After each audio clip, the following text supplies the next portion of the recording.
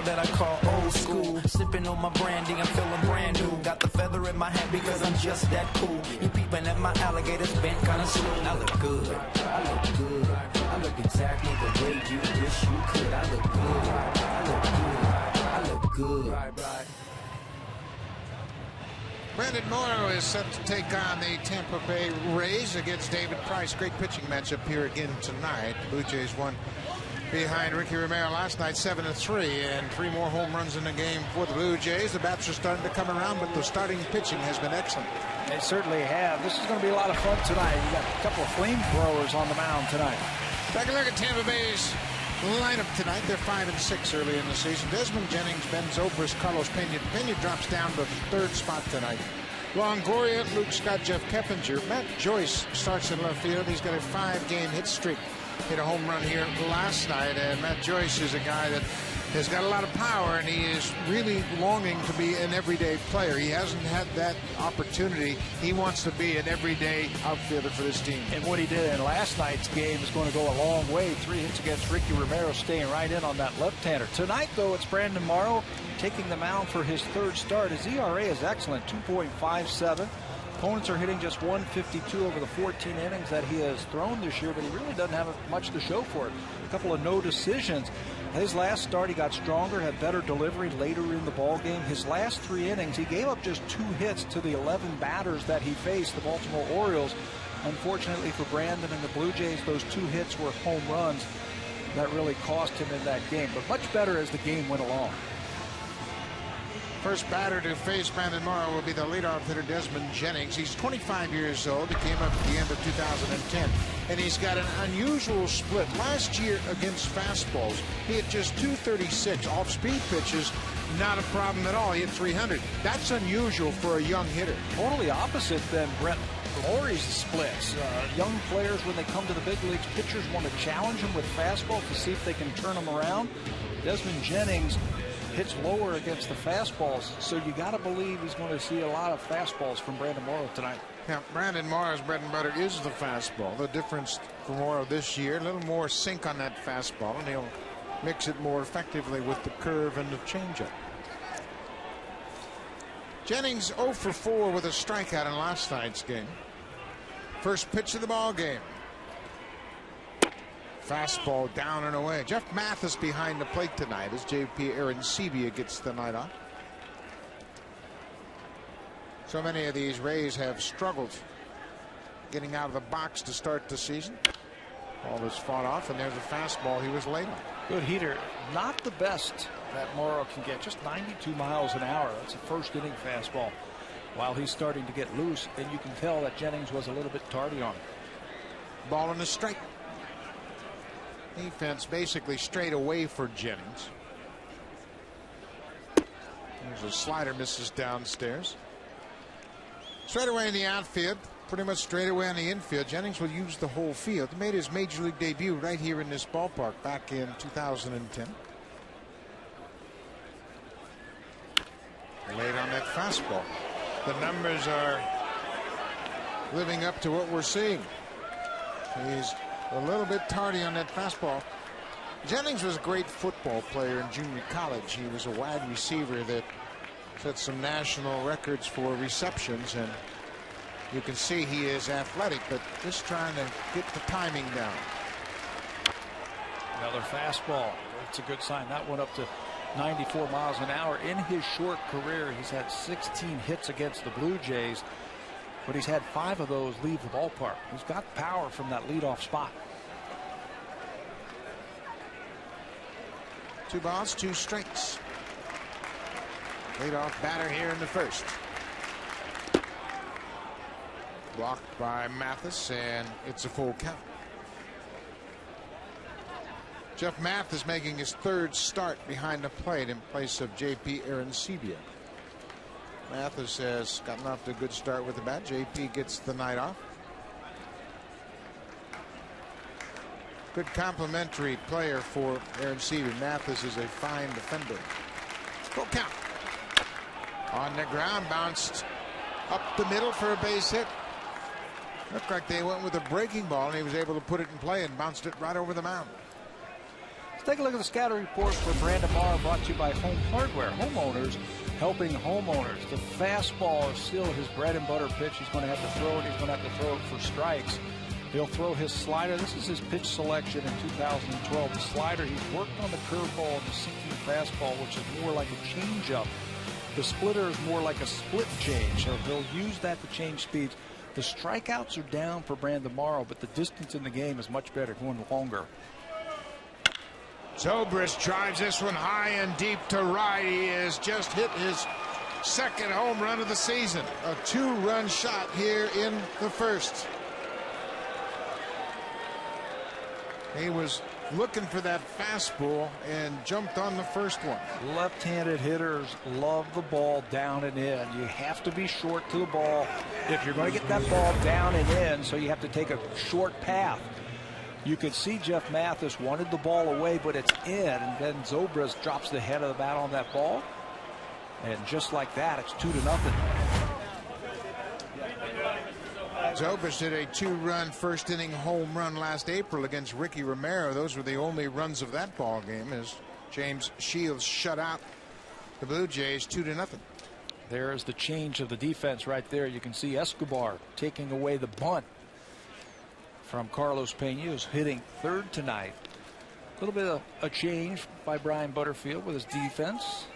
Pena had 2 bunts to the vacated position at third. That's why Escobar has come in to basically play the third base position and eliminate the opportunity for Pena to bunt.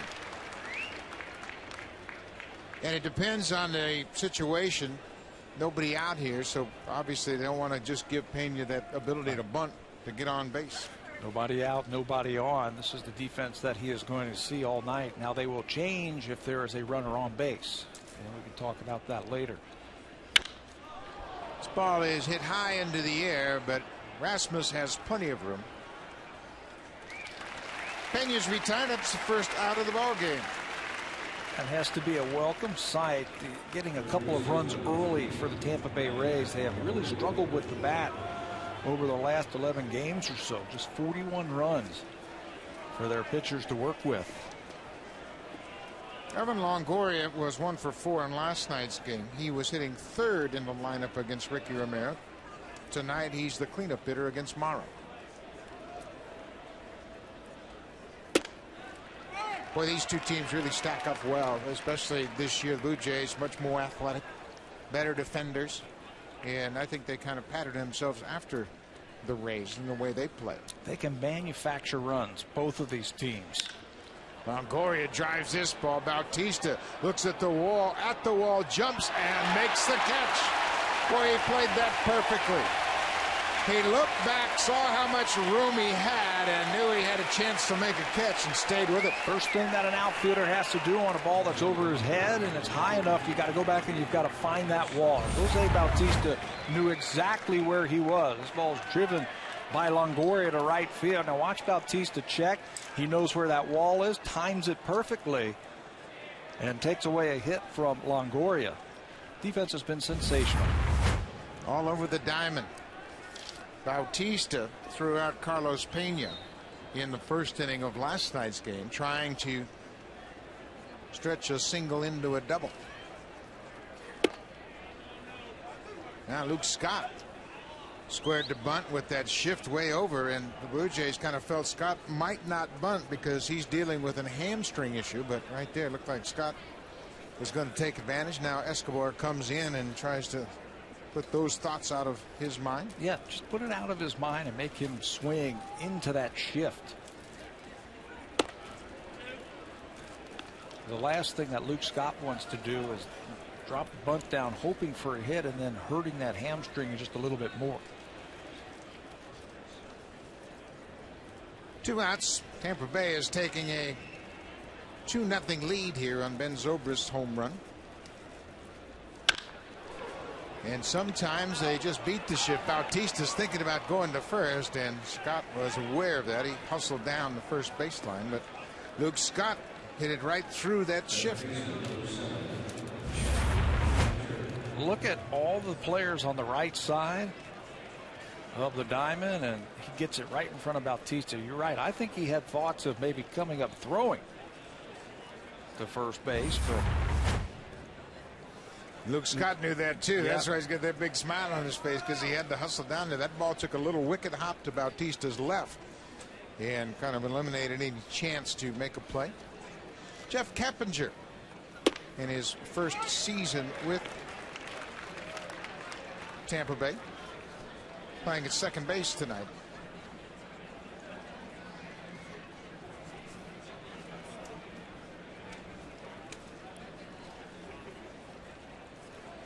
Morrow gets ahead of Keppinger with a strike. 0-2. Keppinger's name was almost mud here in Toronto last night when he hit in the 9th inning against Sergio Santos. Hit a line drive right back at Sergio. Hit him right in the back. But he stayed in the game and was able to finish it off. Blocked by Mathis, and Scott has to stay put at first. Yeah, that was a scary moment. That came in the 9th inning, as you mentioned, and it was right off Sergio Santos' back. Kind of turned away from home plate. Hit him kind of in a glancing fashion, and it was an infield hit. Santos then got the double play off the bat of Chris Jimenez to end the game.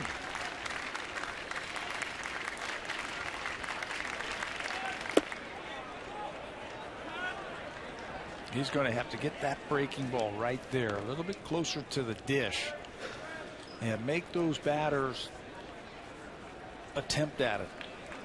Keppinger approached that one almost like he knew it was coming, and it wasn't close enough for him to take a swing at it. When he had that big 17 strikeout game, his slider and curveball were outstanding. Keppinger spoils a pitch outside. We mentioned Jose Bautista in this series. He's had a couple of outstanding plays already. Getting good jumps on the ball. Now he's going to show off his arm. This was in last night's game, easily hitting Carlos Pena at second base, and then tonight taking away extra bases from Evan Longoria. Joe Madden, before the game tonight, said Bautista's an exceptional defender, whether it's in right or at third. Bouncing ball up the middle. Kelly Johnson will flip to Escobar, and the Rays are done here in the first, but they got to Brandon Morrow. 2 runs on 3 hits. Ben Zobrist's 2-run homer.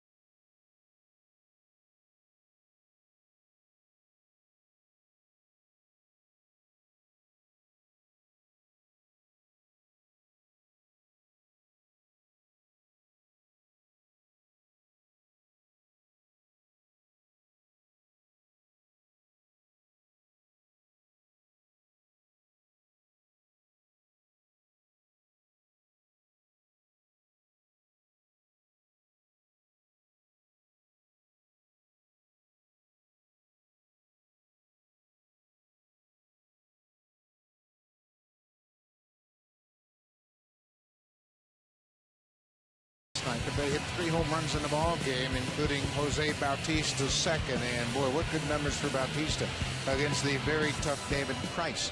He's hit .333 for his career. That includes 4 homers and 5 RBIs, and he's got a 1.253 OPS.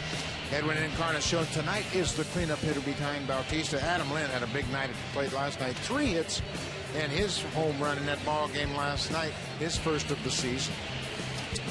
They will be up against David Price, making his 92nd career start here at Rogers Center tonight. His last start, just the 3rd time in his career that he had gone 3 innings or less in a game. Last time out against the Boston Red Sox, just 3 innings, 4 hits, 3 earned runs, 3 walks, and 3 strikeouts. The last time he pitched 3 innings or fewer, you have to go back to 2009. It was right here at this ballpark against the Blue Jays. But he has been a nemesis to Toronto. Look at these numbers. 9-2 record. Those are the most wins for David Price against any club. His ERA just over 2. His whip is exactly at 1, and he's held the Blue Jays to a .213 batting average. He has been dominant. Last time they saw David Price, last year at the end of the season, Blue Jays beat him down in Tampa Bay, but he led to his own undoing. He committed a couple of errors in the 3rd inning that got the Blue Jays out in front. Yunel Escobar. Get used to that. David Price will throw a lot of fastballs early in the ball game. And he will challenge you with that fastball. He'll try and hit the outside corner to right-handers. He'll try and cut the ball in on you if you have to. Again, his last start, not very good. Just 3 innings and 83 pitches for David Price. But after the game, he said, look, this is as good as I've felt in my career. My fastball's good. My curveball's good. My changeup is good. Just hasn't been happening for him. Molina just boxed that ball up. Looked like it was pretty close to being a strike. David Price is really a terrific power pitcher. He'll throw 97 miles an hour. Former 1st overall pick out of Vanderbilt University. And he's a big guy. He's 6'6". Cutter off the plate outside. It's 2-2.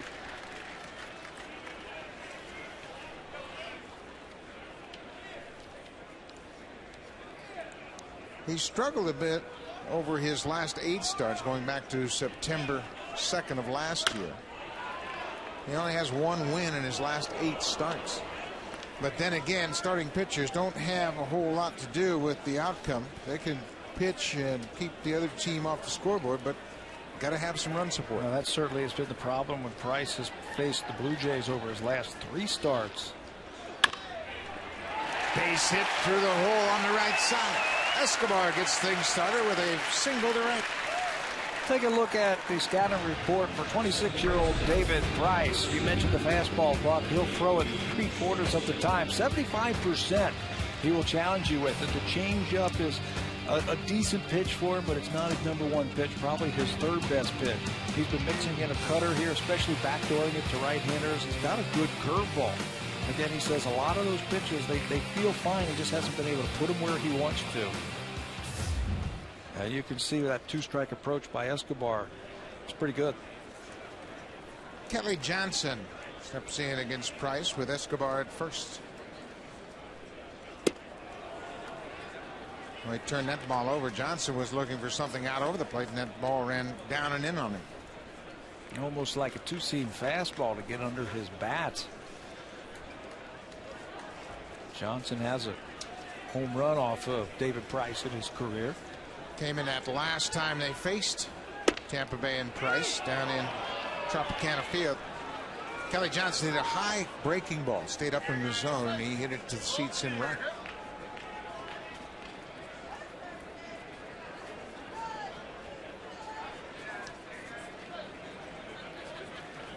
Oh, 0-2. Bouncing ball towards second. Keppinger has to go to first, and Escobar moves into second. Jose Bautista has 4 career home runs against David Price. These are 3 that came last year. You have a fastball pitcher throwing to a fastball hitter. And when Bautista is right, he's got that timing mechanism. He's going to be fine. But note where all these pitches are. They're out over the plate and away, and Bautista's able to get the barrel of the bat through and pull those pitches. Something we'll watch tonight. They might want to try and crowd him tonight. I have a feeling they're going to change up a little bit and maybe pitch inside against Bautista. Well, Jose knows that's the way they want to pitch to him. Jim Hickey, the pitching coach, talking to Joe Madden. Bautista said Price's approach is to pitch him inside. He just let those balls get out over the plate, and Bautista hit them hard. 1 out. There's that inside fastball at 94.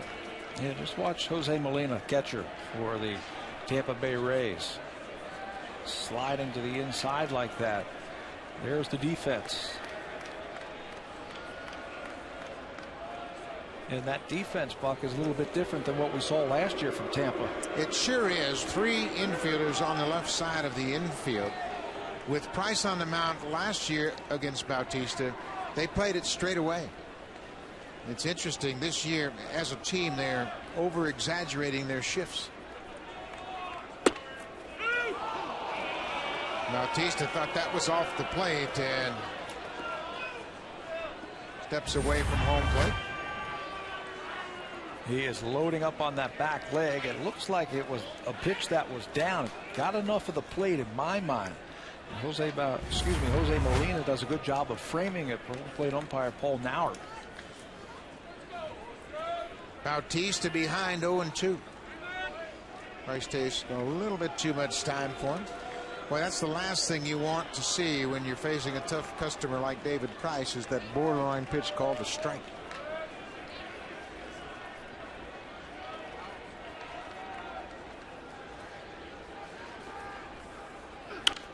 Bautista fouls it back. Boy, he had a good cut at that one right there. They tried to go back inside. Price reaches back for a little something extra. It was 95, and he missed his spot, and Jose knows he should have hit that one. Yeah, you can see the focus is much more intent now in Jose Bautista. Took him a while to really get locked in, but he is getting close to going off again. Base hit up the middle. Escobar's being waved around third. No throw to the plate, and Bautista delivers a 2-strike base hit to pick up the RBI, and he's cut into the Rays' early lead. You know what? If you're going to plan the pull, you've got to throw him inside. That time Molina went outside. Watch where the catcher sets up, and he throws it. Again, he tries a backdoor cutter, it looks like, and Jose hit it right where the second baseman would have been standing if it was 2011. Crossed up the defense right there. That's where they are. The ball is away, and Bautista just hits a grounder to the right side. Edwin Encarnacion.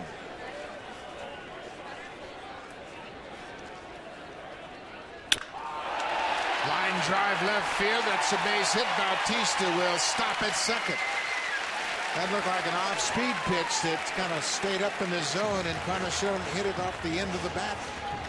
It might have broke his bat, but he's muscles it into left field in front of Matt Joyce. Again, away, right off the end of the bat. You see Encarnacion grit his teeth and rip it into left field for a base hit.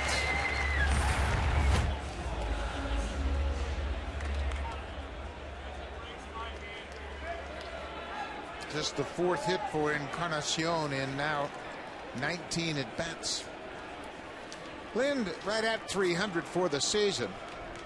Well, Bautista was thinking about running right there, and Price unloaded before he could really get a good jump. Middle infield now. They're going to play a little bit closer now to Bautista. Rodriguez, the shortstop, creeping in behind him. He almost caught everybody napping.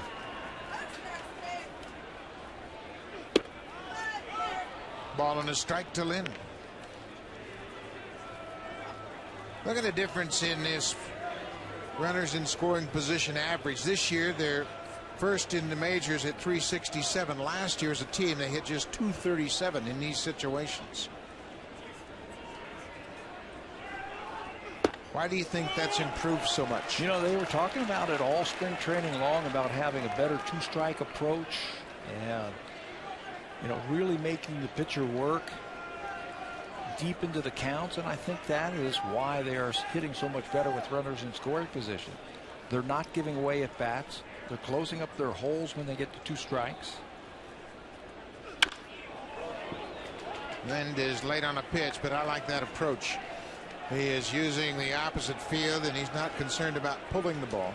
He hit 3 balls all to left field last night, 2 singles and a homer. Yeah, the best at bat of the night was against Jake McGee, who's a lot like David Price here tonight. McGee, a left-hander, came out of the bullpen last night throwing fastballs, and Adam Lind just lined one into left field. Picked up an RBI that came in the 7th inning. Caught looking there at a fastball, and Price strikes out Lynn. That's the first strikeout for David Price. A little something extra on that one. 96 miles an hour. And just goes right to the outside corner.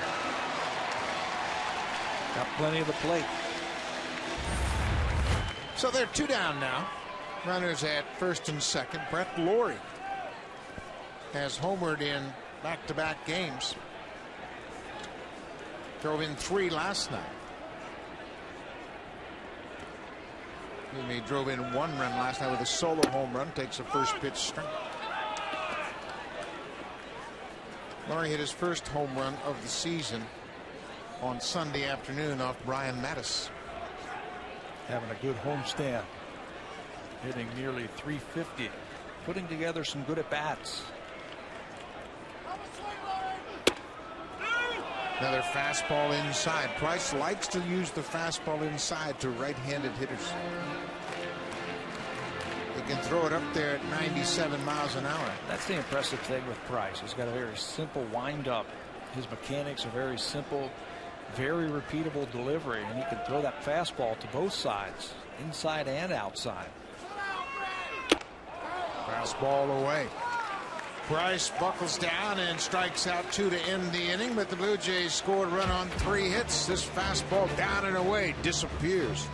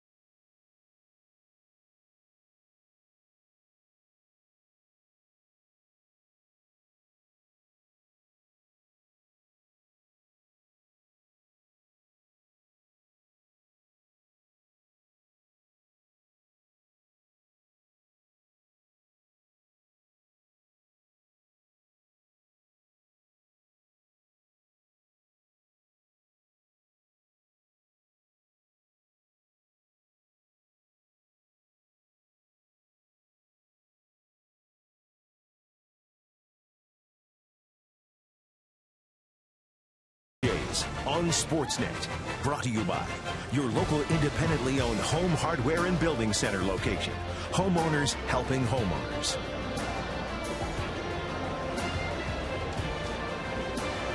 Welcome back to Rogers Center. The offenses have started out with the upper hand here tonight. Tampa Bay scored 2 in their half. Toronto scored 1. Both of the starters threw 22 pitches in that first inning. Both of them trying to establish their fastball in the first inning. They did not have good command of it. And Brandon Morrow starts off Matt Joyce with an off-speed pitch, so maybe they're going to make some adjustments. Comes right back with a fastball for a strike.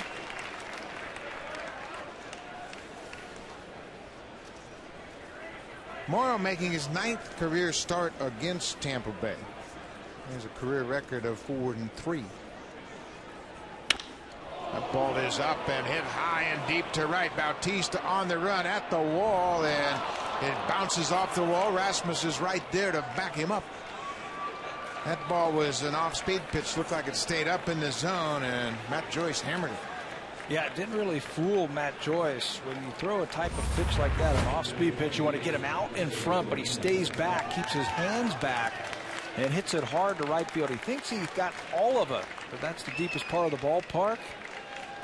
Bautista had a long way to run. You can see how far he had to go to get that one. He just throws his glove up there, hoping that it goes into it, knowing that Rasmus is going to be backing him up.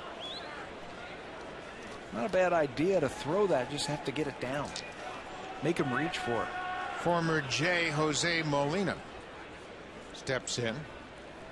Molina was Morrow's personal catcher the last couple of years here. He caught most of his starts, so he knows exactly what he's dealing with.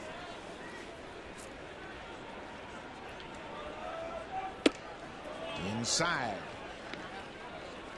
Molina spent his last 2 seasons here with the Blue Jays at 263.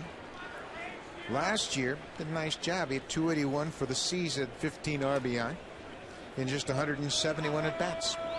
Contributed whenever he was called upon to make a start.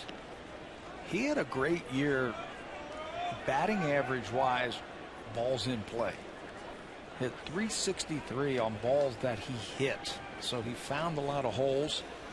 Came up with some very big hits for the Blue Jays last year.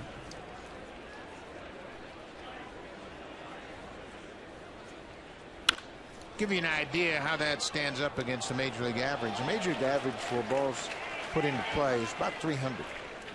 So Molina was above the major league average. How about 70 points higher than his career batting average with balls put in play? Now, he did a good job, and I think the biggest thing was he was well rested and did a good job. Spent time as the backup to Aaron Sevian. Does a good job here. Moves Matt Joyce from second to third with a ground out to second. 1 out here in the second. Let's check in with Jamie Hamble.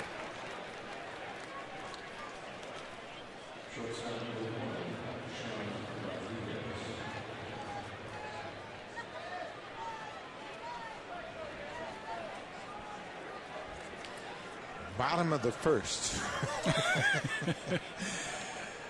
So the infield will come in, and now this is where Tampa Bay really gets creative. Sean Rodriguez can handle the bat. He can bunt. He is very good at putting the bat on the ball. And he took a long look at Tom Foley, the third base coach for the Tampa Bay Rays. The Blue Jays have gone through every possible situation that the Rays might present. They went through it all spring training. Not only the Rays, but everything they might face. But Tampa Bay, historically under Madden, has been the most creative.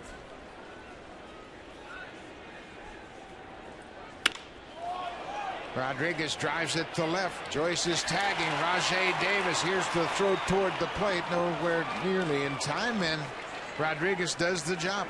Leadoff double is cashed in by the sac fly to left. Yeah, a good at bat by Jose Molina to move the runner to third base, setting up that RBI opportunity for Sean Rodriguez. Rajai Davis had to come hard on that fly ball. I just couldn't get his feet underneath him to throw accurately. You see how quickly he comes up and falls over. It's a tough play when you're running that hard and you've got to throw home. First RBI of the season for Sean Rodriguez. 3-1 Tampa Bay. Back to the top of the order. Desmond Jennings bounced a base hit through the middle and then scored on Zobrist's home run.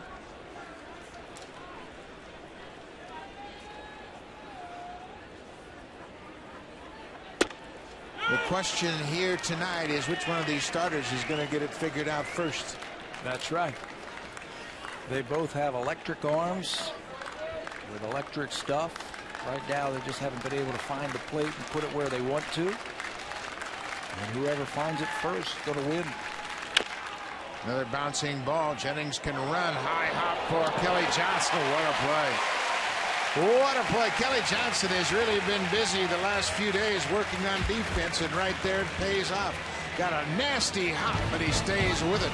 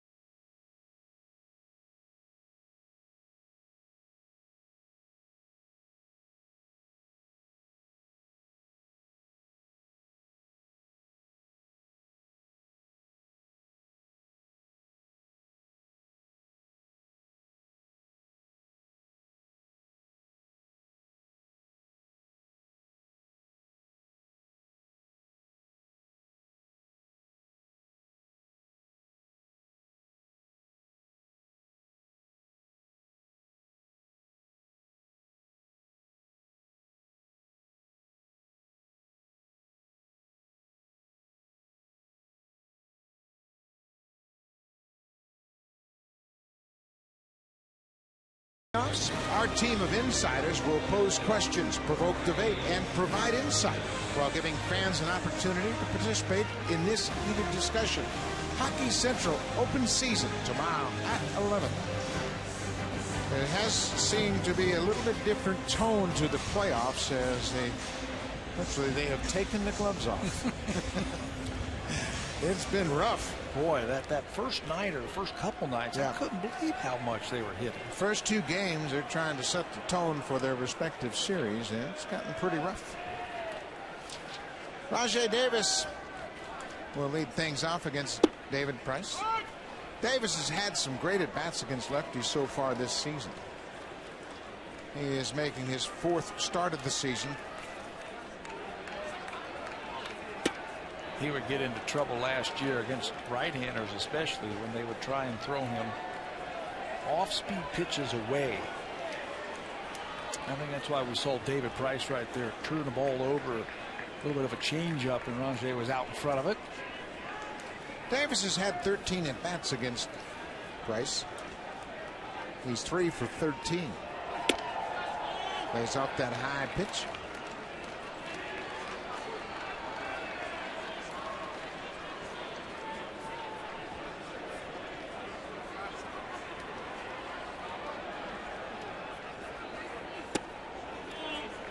Well, you see Price continuing his approach of pounding right-handers inside. He really tries to overpower them. Why wouldn't you when you've got that kind of fastball? Going away this time. Right to the third baseman, Evan Longoria. 1 down. We mentioned David Price has won just 1 game in his last 8 starts, and starting pitchers, they can only do so much. Look what he did in 2010. He had a whip of 1.19. Strikeouts was good. He had 19 wins, but last season he was about the same in the first 2 departments. His whip was better last year. His strikeouts were better per 9 innings, and he lost 7 more games than he won the year before. 19-game winner in 2010, 12-game winner last year. Price is also one of 8 pitchers from last year who had 34 starts in the big leagues, and he's one of 4 who had a record under 500. I mean, that shows to me he's a durable pitcher. He'll take the ball, and his team just hasn't been able to score many runs. Bobby Erasmus pops this one up in foul ground. Molina over near the Blue Jays dugout makes the catch. 2 quick outs, but to finish that thought on David Price, he is overpowering. He's strong. He pitches a lot, and just to be able to go to the mound that many times during the course of the season, and he's just a young guy starting out his career. Yeah, 34 times. The 4 pitchers who have winning records over 500 with 34 starts were Verlander, C.J. Wilson, Herod, and Chris Carpenter. Price, Cahill, Ryan Dempster, and Derek Lowe were the 4 pitchers who took the mound 34 times and had records under 500. Another thing he does so well is he pitches great against the AL East. Last 3 seasons, he has a combined 23-9 record against the East coming into this year. So he doesn't shy away from the big boys. I talked to Luke Scott about Brandon Morrow tonight, and I said, what are you going to battle against Morrow? He said, well, he's got that hard fastball and a hard breaking ball and a great changeup. He goes, but it's the AL East. You see that every night. Everybody's good here. I mean, they could run an A pitcher out there every night in this league. Jeff Mathis high and deep to left. Home run, Jeff Mathis.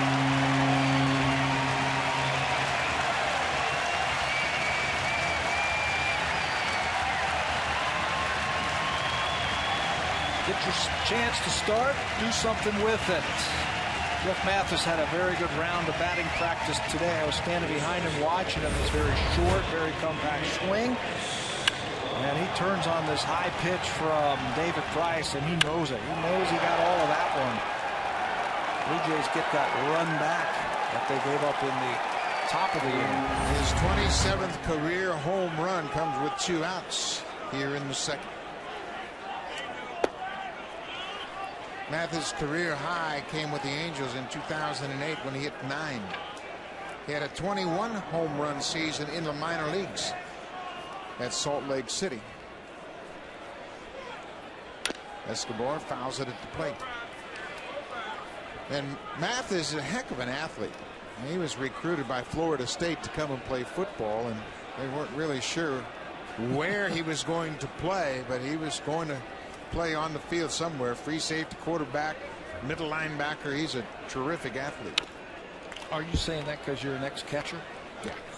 He's a lot better athlete than I was. They put all the good athletes behind the plate. I think that's what you're saying, right? He was a terrific high school football player and, of course, a high school baseball player. But he jumped on that pitch, and you can bet Dwayne Murphy is very proud of the way Mathis has worked at it. Escobar goes the opposite way, but Ben Zobrist is right there to make the catch. Once again, who's going to settle down first, Morrow or Price? It's a 3-2 game.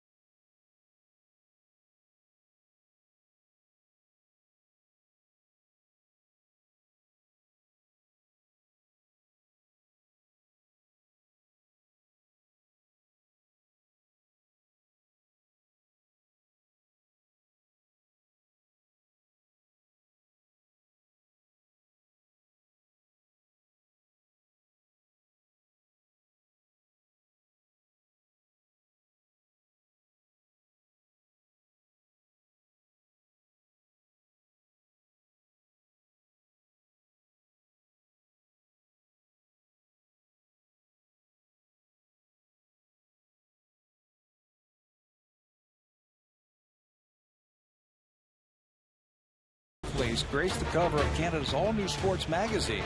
Now it's your turn. Go to sportsnet.ca/my-own-cover to put yourself on the cover of Sportsnet magazine. Buck and I did. We went there, got ourselves a cover made. I think we're looking pretty stylish also. Very, very nice. There's a good-looking young man here to enjoy the ball game. Tell you what, there's a lot of kids coming out to the ballpark early on. I think the youthful makeup of this ball club has been appealing. For the game, I tell you what, Brett Laurie gets it.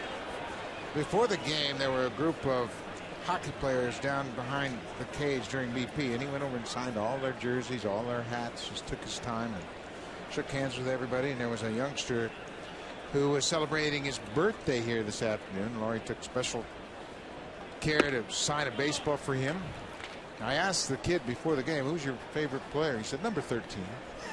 Didn't he have the jersey and everything? Yeah, it was pretty cool. Brett took pictures with them. They were all young kids. What a thrill for them to come down on the field and watch batting practice from behind the cage. There's a good breaking ball. Morrow gets ahead of Ben Zobrist. Zobrist hit a 2-run home run in the first on the first pitch of his at bat.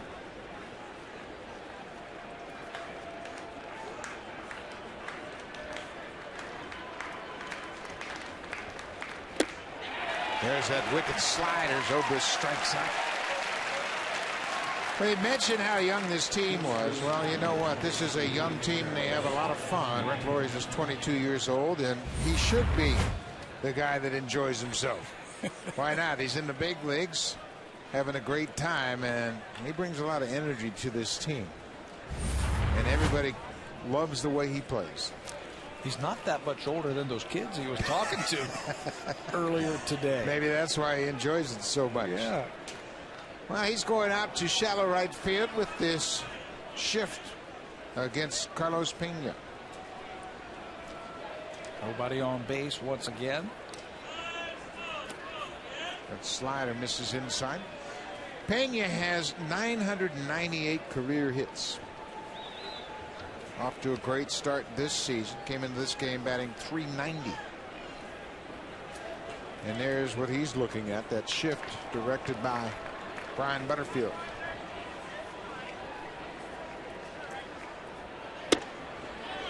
This is an ongoing thing. The shift is kind of a fluid thing according to how the pitcher is throwing. If Morrow's not really popping that fastball in there, they might be a little more to the pull side of. You're reading bats, reading counts. Pena beat the shift 3 times in last night's game. Goes the opposite way this time. Rajay Davis is back at the wall, reaching out for that wall, but he had plenty of room. 2 outs here in the third. Let's check in with Jamie Campbell.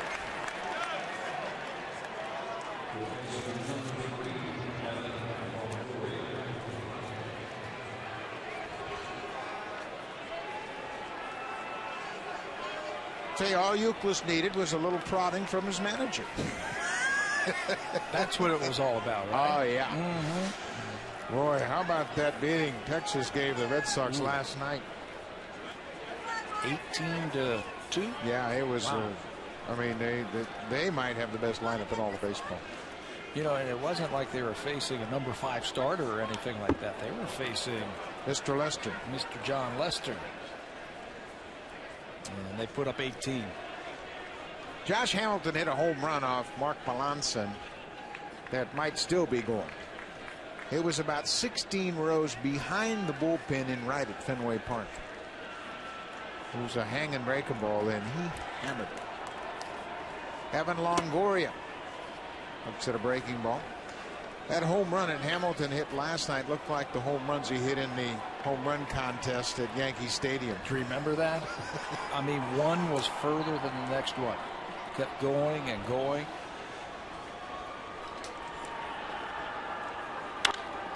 Ball is popped up into shallow right. Bautista calling for it. Just 10 pitches, and Morrow is out of the third. Kelly Johnson has a homer against David Price. Bautista has already picked up an RBI tonight, and Edwin Encarnacion has a hit.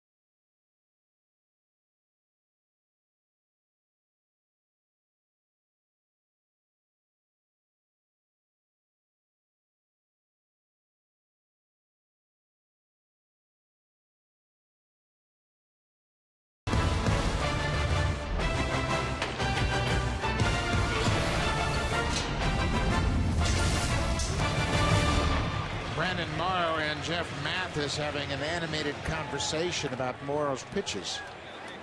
And then Bruce Walton comes over, and Morrow's trying to explain what's happening to him on the mound, where he's pulling some pitches off the plate inside. And that's the real art of being a pitching coach, is being able to help your pitcher get back on track mid-game. Pitcher comes up to you and says, hey, I'm pulling pitches across, or I'm pushing the ball towards home plate. I'm not following through. you as the pitching coach have to recognize something in his windup and say something to him positive. Kelly Johnson lifts it to left. Matt Joyce is there. That's the first out of the third. Well, that's why pitching coaches stand next to pitchers during all of their side sessions, to watch them when they're good and to watch them when they're bad. And I think it's more important to know what is going right for a pitcher when he's good, because then if he's bad, you can get him back into that good delivery. And it might be one thing. You say one thing to him, turn just a little bit more. Jose Bautista.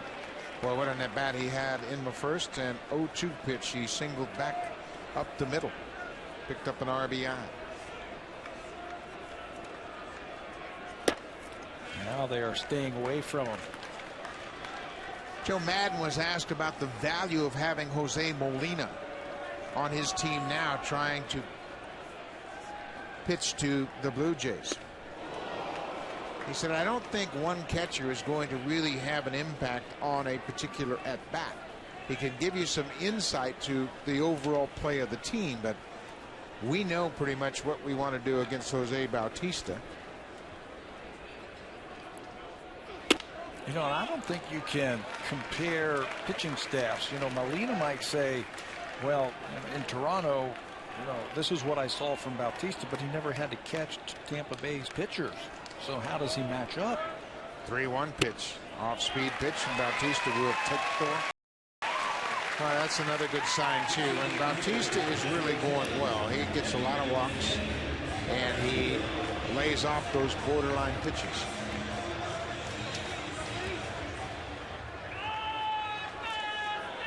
Edwin Encarnacion singled to left field his first time up.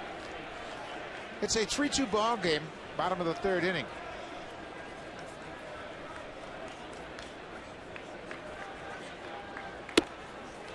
Boy, isn't it interesting now? They're going second time through the order, and they're pitching the righties away.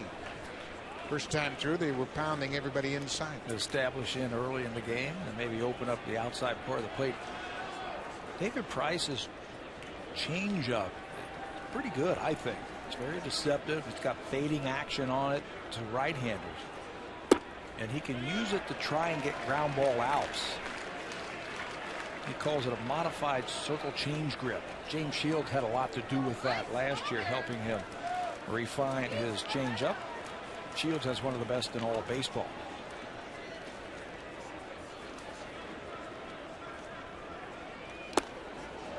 Boy, he is struggling to find his release point right now. Missed with a couple pitches outside and then missed badly inside. You let him swing here? Why not? Why not? The way he has been swinging the bat, he's had a good eye. Maybe he'll catch one here. Takes one on the outside corner. I agree with that 100%. I think you've got Encarnacion as hot as anybody, off to a great start. And you've got David Price on the ropes in a hitter count. Turn him loose. 3-1, one out. Bautista's at first. There he goes. Fouled at the plate.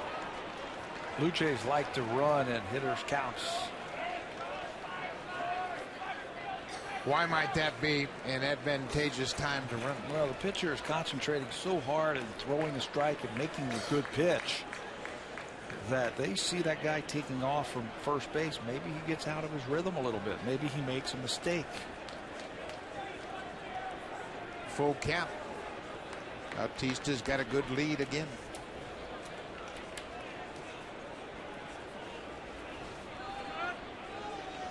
Boy, again, the Blue Jays have done just exactly what John Farrell wanted them to do. They've become an uncomfortable offense. One that will divide the attention of the pitcher. Look at Bautista looking into Molina's signs. There he goes. He stopped and it's popped out of play. They've become what the Tampa Bay Rays are. Speed on the bases. They're liable to do anything offensively.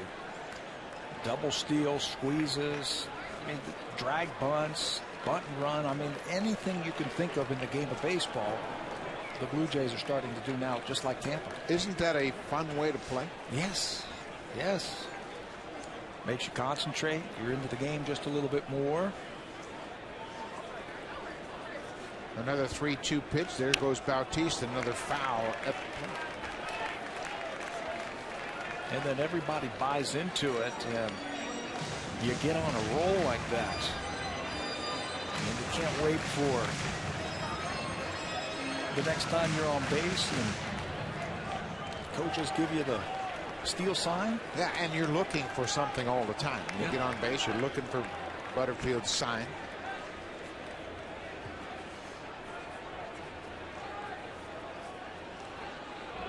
Again, that's gotten David Price a little distracted. And it doesn't take much when you've got a dangerous hitter at the plate to give the hitter the upper hand. There goes Bautista. This ball is popped in the air. Bautista will have to retreat. Keppinger calls for it, and Encarnacion is retired.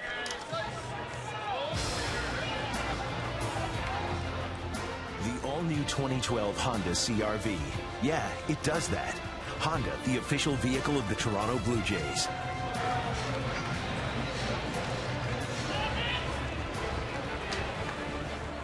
Lots of fans making their way around the Blue Jays shop downstairs here at Rogers Center. Adam Lind took a called third strike his first time up. Now there are 2 outs.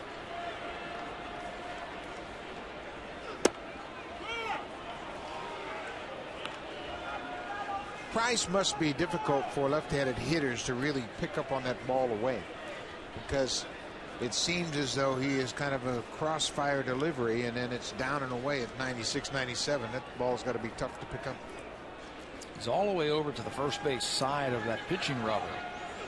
He closes that front side. And you're right, that crossfire that can freeze you.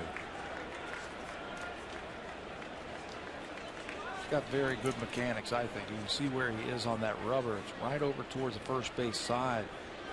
Steps across his body with that landing foot. And hides it for a long, long time. Continues to work Lind away. 2 balls and a strike. The splits this year for David Price, just they don't show that yet. I'm sure eventually they will get down there. Left-handers this year hitting .364 against Price, .217 from the right side.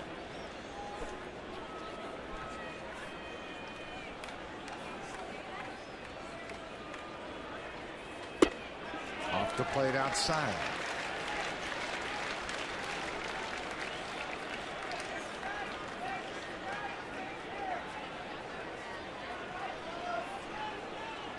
Brett Flory is on deck. He was a strikeout victim his first time up.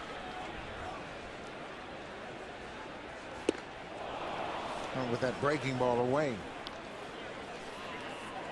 Full count. Bautista at first. He'll be off on the pitch. Pena will play behind him, with the left-handed hitting Lind at the plate.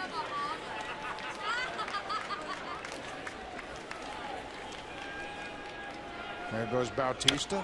Ball is fouled out of play.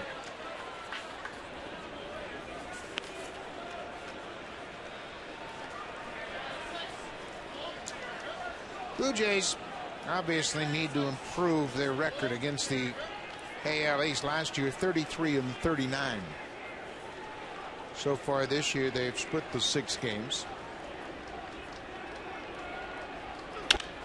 And hits it toward left. Matt Joyce on the run into foul ground, makes the catch, and the Blue Jays are done here in the 3rd. 3 complete. Tampa Bay leads.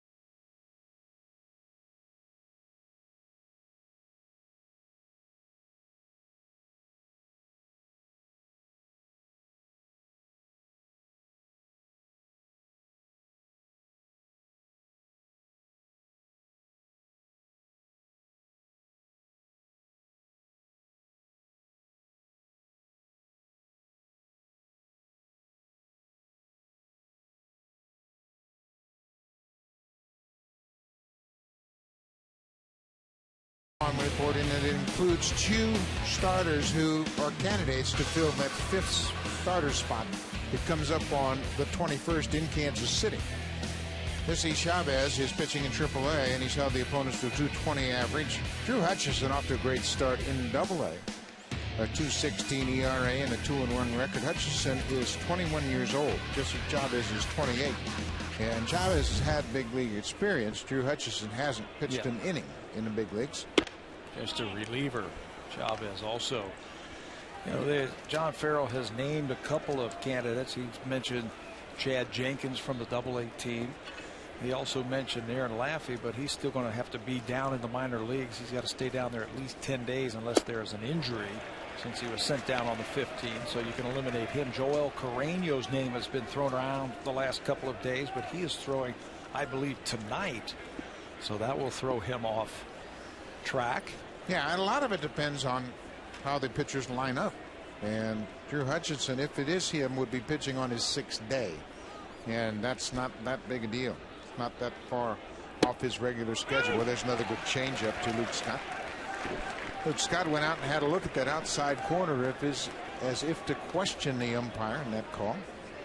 Well, they've been all over Brandon Morrow's fastball so far in this game. The first 3 innings, they have hit his fastball really hard. So he's trying something a little bit different. A couple of change-ups there. Now maybe a breaking ball to get under the bat. There's the breaking ball under the bat, right on cue. Strikeout starts the 4th inning. Same thing happened in his last start for Brandon Morrow. His delivery was not very good, and then he started turning a little bit more, slowing things down, and was much better his last 3 innings in his last start against the Baltimore Orioles. Retired 9 of the last 11 batters. He only gave up 2 hits. Stayed in his delivery a lot longer. Jeff Keppinger reached on a fielder's choice, or he hit into a fielder's choice. That ended the inning. Came back in the 1st. Morrow's ahead. 0-1.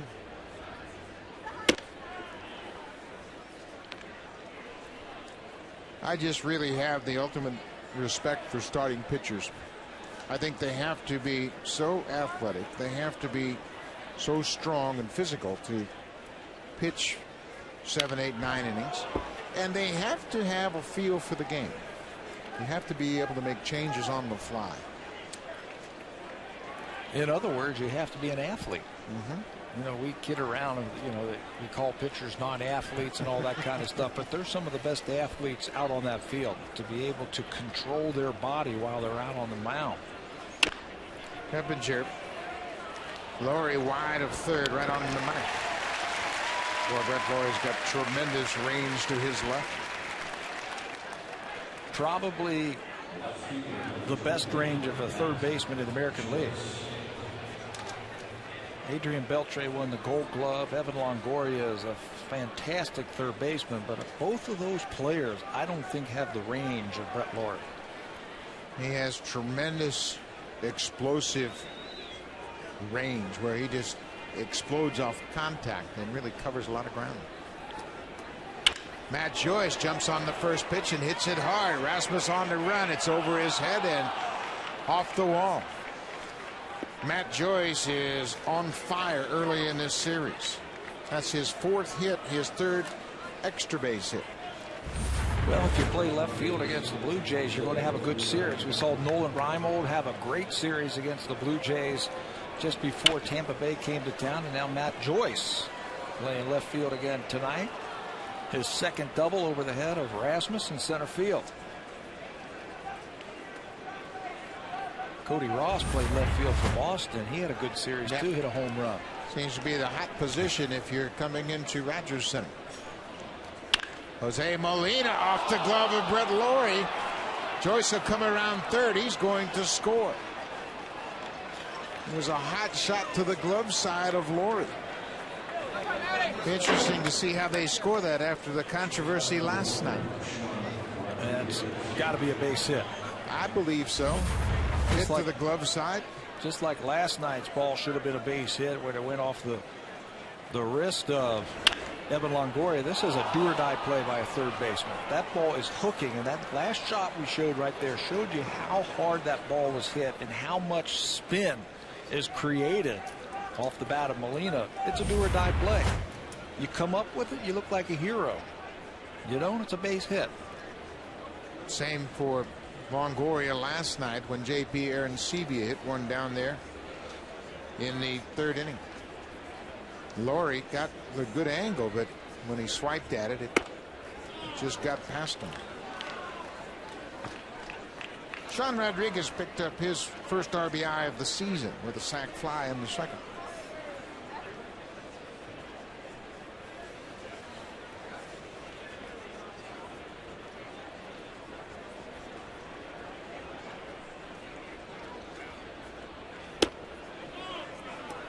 Two and 0. Well, you can talk about the athletes, the starters, and how challenging it is, and plus the fact that they don't get an awful lot of time to work on their trade. They start, they have 4 days off, then they pitch on the 5th day. It's not like a batter who goes 0 for 4 and he can go in the cage after the game and hit for an hour if he wants to. Pitcher can't go out there and start airing it out after one of his starts. Yeah, physically you have to let your body regroup. The rigors of throwing 100 pitches during the course of a start will tear your body down. Then you got to rest, build it back up, and get ready for your next start. So pitchers are really hamstrung in their ability to work on their skills. I guess the only thing, well, a couple of things that they can do in between starts is they can run to keep their stamina up. They can lift weights to keep their arm strong. But you can't go out there and practice every single day throwing in game situations. Well, Brandon Morrow, after 2 quick outs to start the 4th, gives up a double to Matt Joyce, a single to Molina, and now walks Sean Rodriguez. So their runners at first and second. Back to the top of the order, Desmond Jennings. Jeff Mathis just made a quick trip to the mound to talk things over with Brandon Morrow.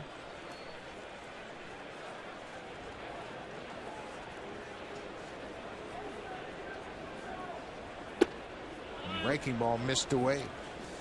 We saw the shot of Morrow and Mathis talking in the Blue Jays dugout last inning, and Morrow looked like he was battling his release point and his delivery in his conversation with the catcher, talking about not finding that same release point. You would think that something as simple as being able to find your release point where you throw the ball shouldn't be an issue, but it does when you're trying to spin the ball, when you're trying to throw 3 different types of pitches. Now Bruce Walton, he has seen the same thing that we see. He's going to come out and have a word with Brandon.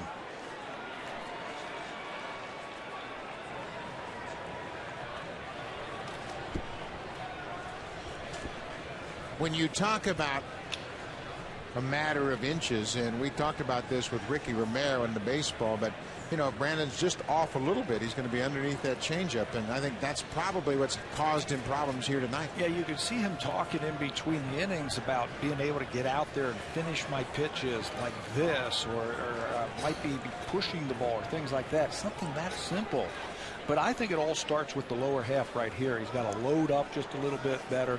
John Farrell was talking to us about his load. His delivery wasn't very good at the beginning of his last start. All of a sudden he stayed back on that back leg a little bit longer to let his arm catch up to him. It's all about adjustments. He made the adjustment and jumps ahead of Desmond Jennings.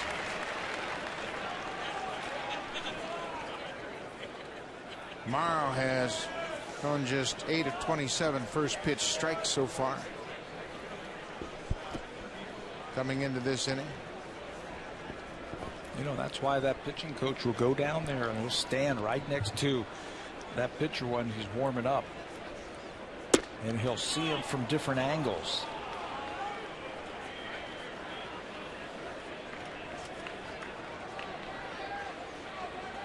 Three and 1, 2 outs. Runners at first and second. A run in here in the 4th. Tampa Bay leads it 4-2. Brandon had retired 6 in a row before that double by Joyce.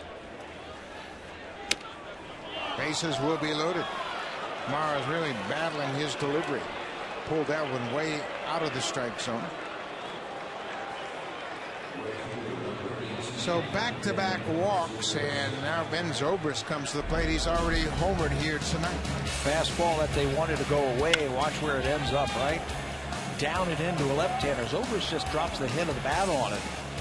27 home runs a couple of years ago. That is number 2 on the season for Zobrist.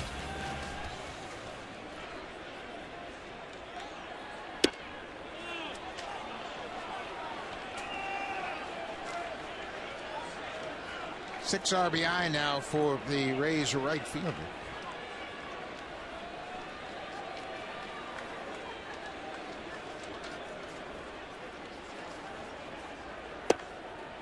In the outside corner.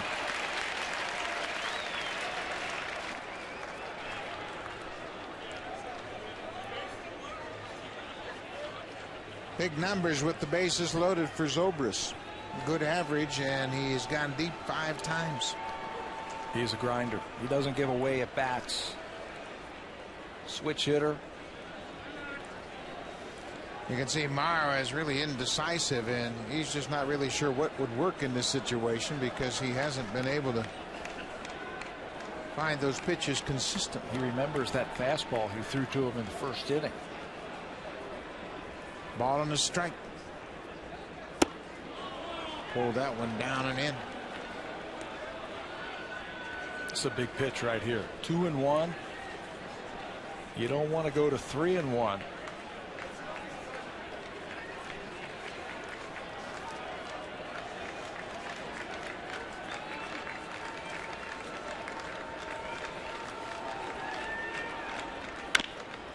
Changeup. Boy, that got him out of a jam. He had Zobrist out in front. Morrow leaves the bases loaded, but Tampa Bay has expanded their lead.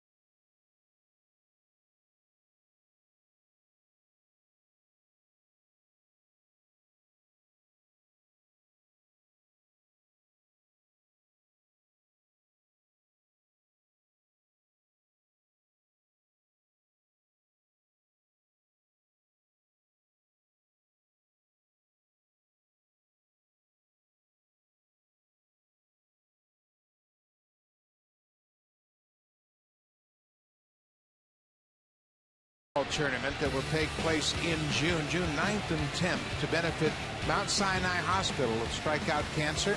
And you can find out more about the tournament and the charity event by logging on to helpstrikeoutcancer.com. And we are pleased to be joined by the great Dave Parker, who finished up his ball career right here in Toronto with the Blue Jays. And Dave, this is the second year you've been involved in this charity. Tell us about the charity, how it went last year, and what your expectations are for this one this year. Well, my expectations are great for this one this year. Last year we did extremely well. We raised about $1.4 million from what I understand.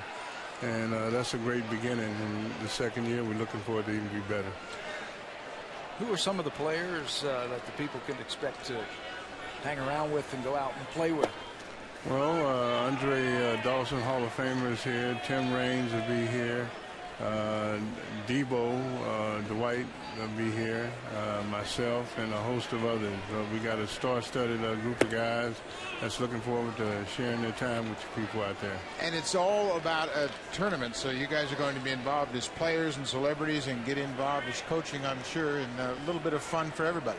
Well, we're going to even try to hit and run. So I know you can still hit. Well, I can hit, but the running part is a little suspect, you know. But, you know, we'll be doing a little coaching, encouraging, you know, the guys that are going to participate in it with us. And we're looking forward to it. We're excited about it. How many teams did you have involved last year? Wow, I can't even imagine. But it was a big tournament. It was a round-robin tournament? Huge tournament, round-robin, and it was in the rain, and people just still enjoyed being there and really applied themselves to having a good time.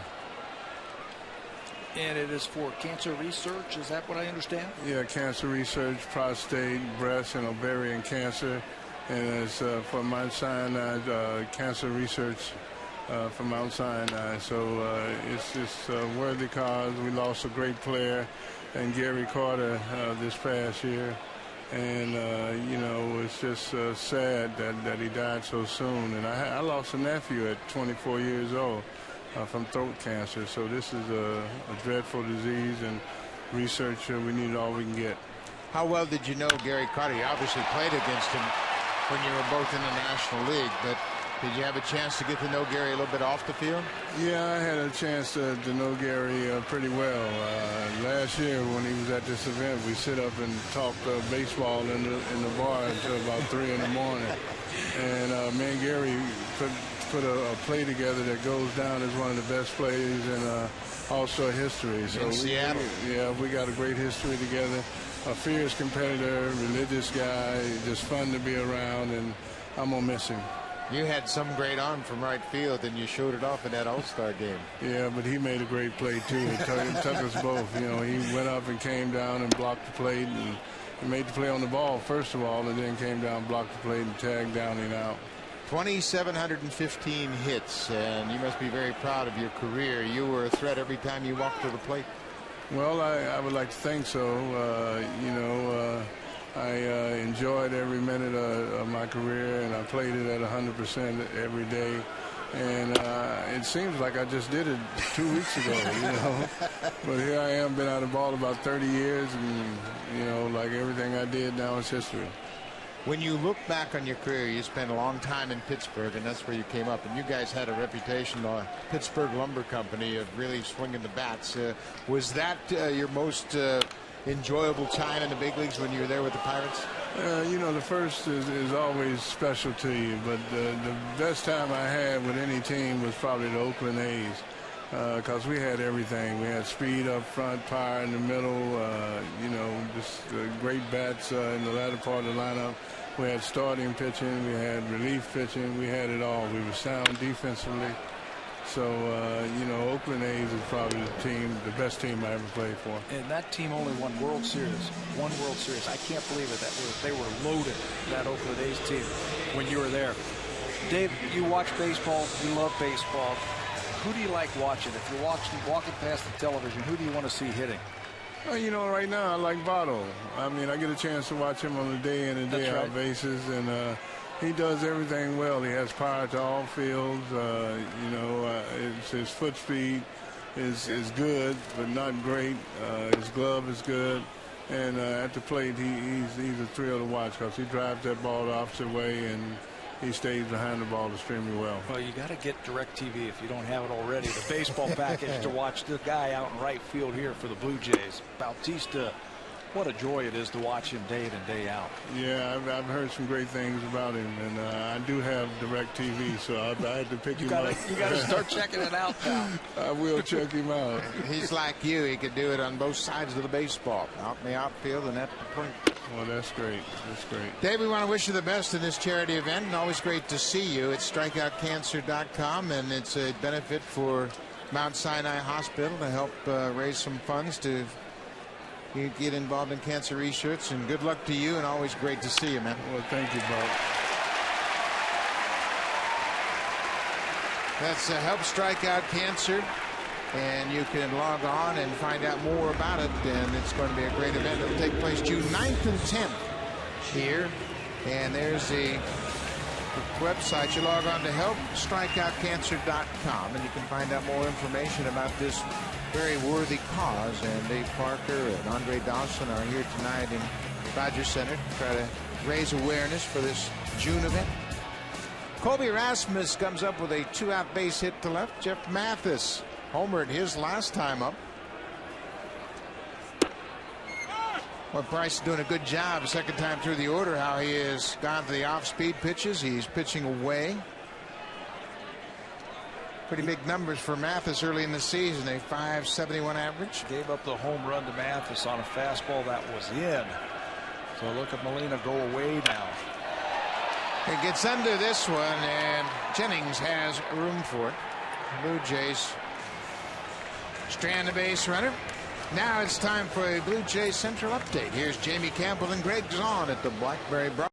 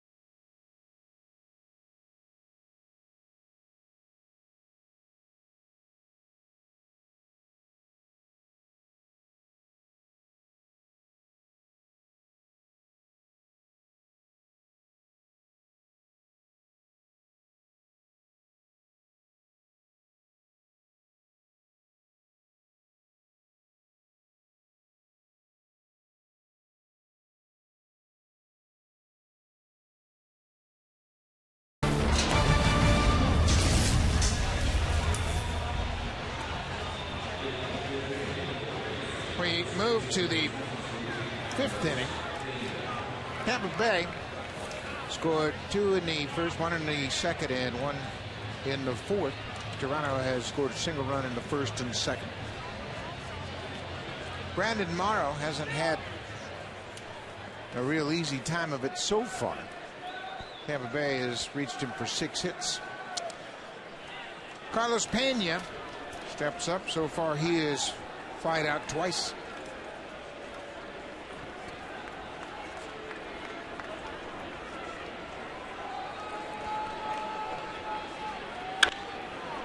Pulls the ball on the ground. Brett Laurie in right field, throws to Lynn. Boy, there's a perfect example of that spray chart revealing where Pena will hit the ball. They hit it right to Brett Laurie. If they don't have that shift going, this is a single to right field and would be a good start.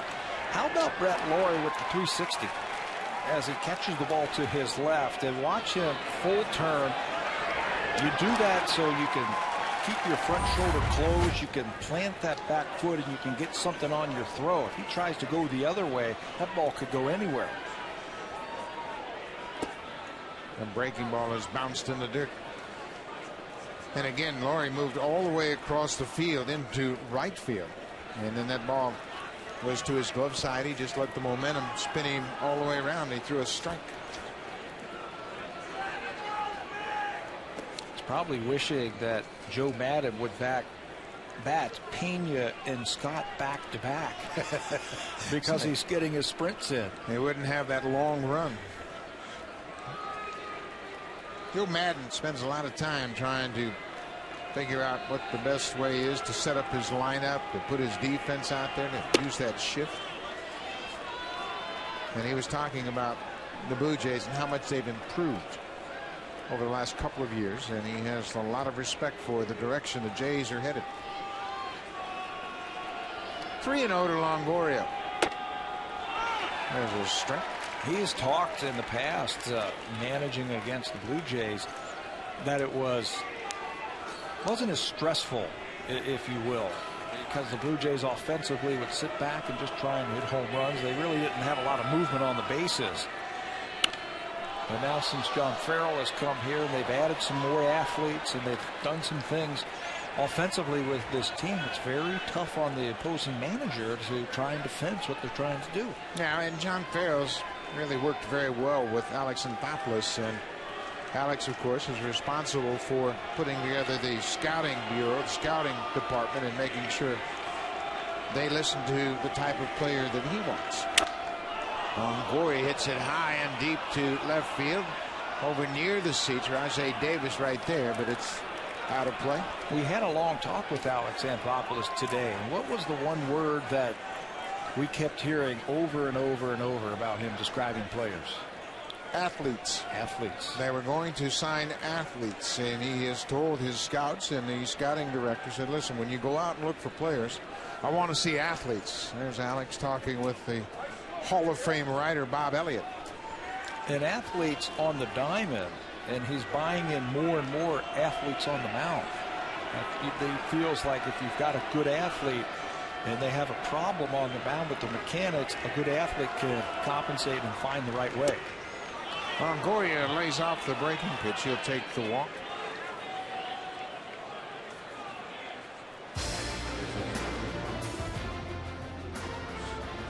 The all-new 2012 Honda CR-V. Yeah, it does that.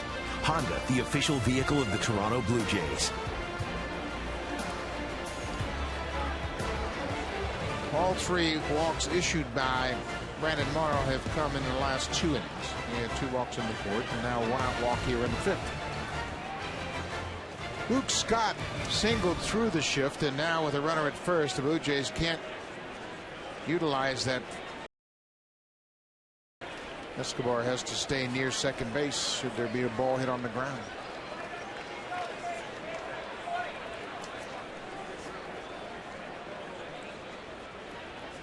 These defensive alignments for both ball clubs, they're not just random placements of players.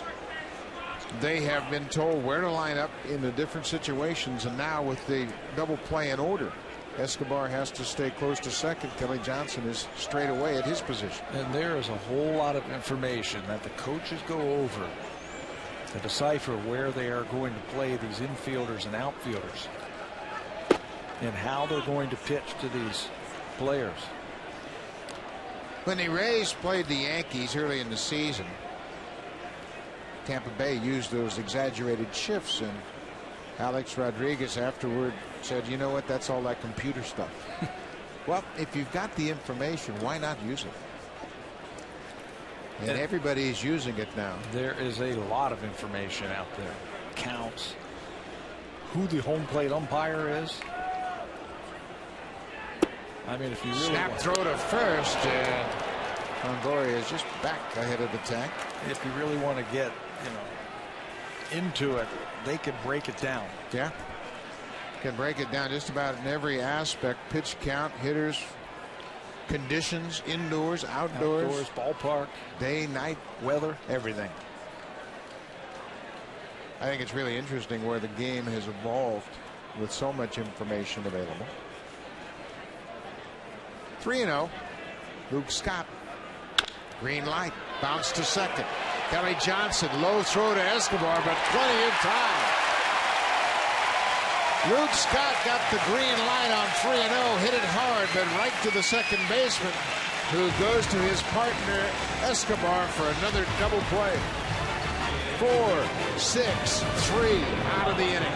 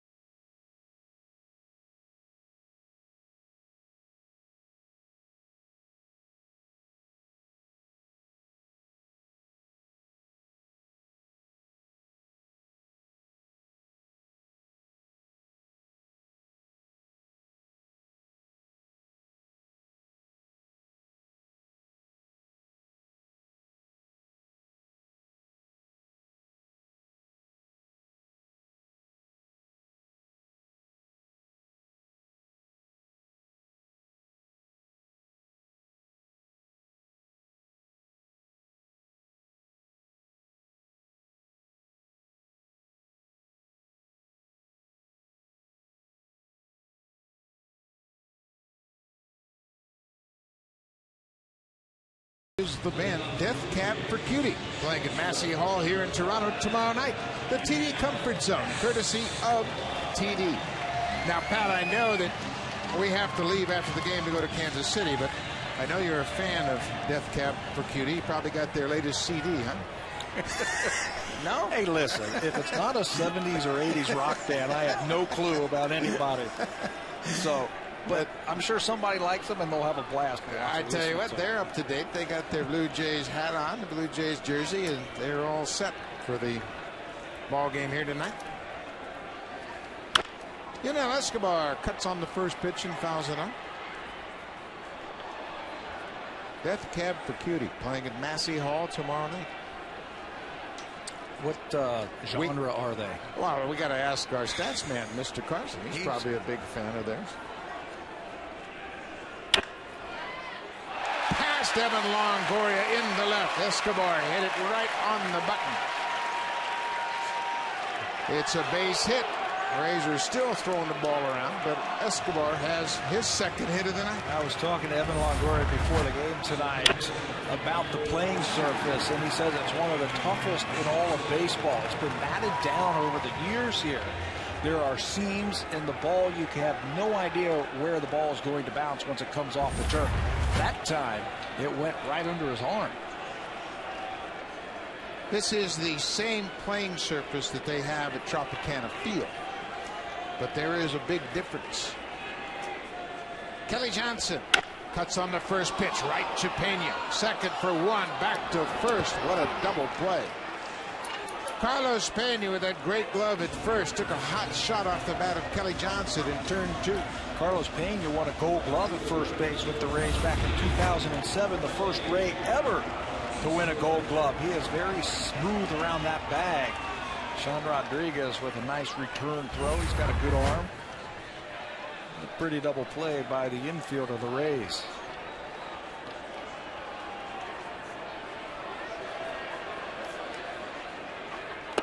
Inside. Jose is well aware that Price is going to work him inside with that fastball. And you have to. That time he just moves his feet and takes Jose off his feet. With that ball hit in the dirt just around that front foot. A ball and no strikes. Off the plate outside.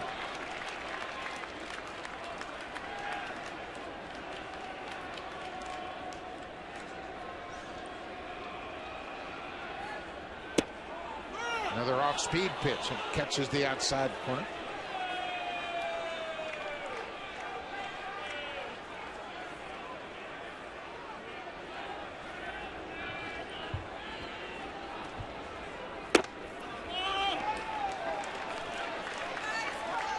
Wow, David Price wanted that pitch and was asking home plate umpire where it was.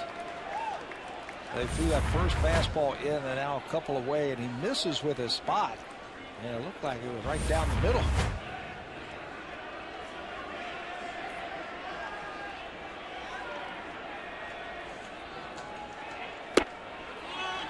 Bautista takes the walk. His second walk. He's been on base all 3 times tonight. Couple of real successful batters against David Price. Bautista leads the pack in career OPS against David Price with a minimum of 20 at-bats. His OPS is 1.250. Darnell McDonald of the Red Sox is right there with him at 1.223, and Nick Swisher of the Yankees. Anytime you get up around 1, it's a very good number for hitters, and to be over 1 is awfully impressive. And the similarities of those 3 hitters, they're all very good fastball hitters. Something that David Price will do. He'll give you a fastball. He will challenge you.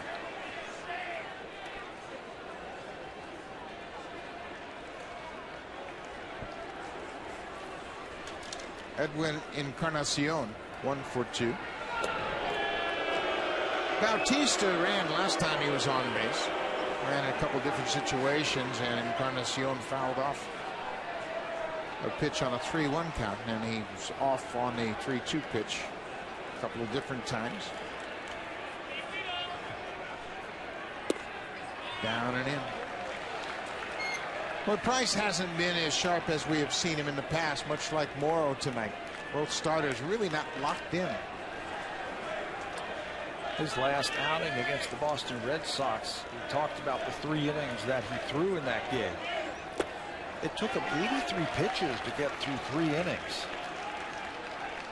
Do you pay more attention to the short outing of 3 innings, or are you more concerned about the wear and tear of the 86 pitches? Well, you would think that the number of pitches, if it was the same in 3 innings as it would be in 7 or 8 innings, it would be the same, but it's not. You're putting a lot of stress on that arm when you are throwing in just 3 innings. In his final inning of work, he was up over 30 pitches in that 3rd inning. So he was stressed out. So think about that. You've got 25 pitch innings, and the wear and tear that puts on your arm. It's easier to throw 83 pitches in 7 innings than it is in 3. Inside strike. Encarnacion thought it was off the plate. That evens the count at 2-2. Down and in. It looked like a cut fastball that Price has gone to against Encarnacion, but it cuts the corner of the plate. It's a strike.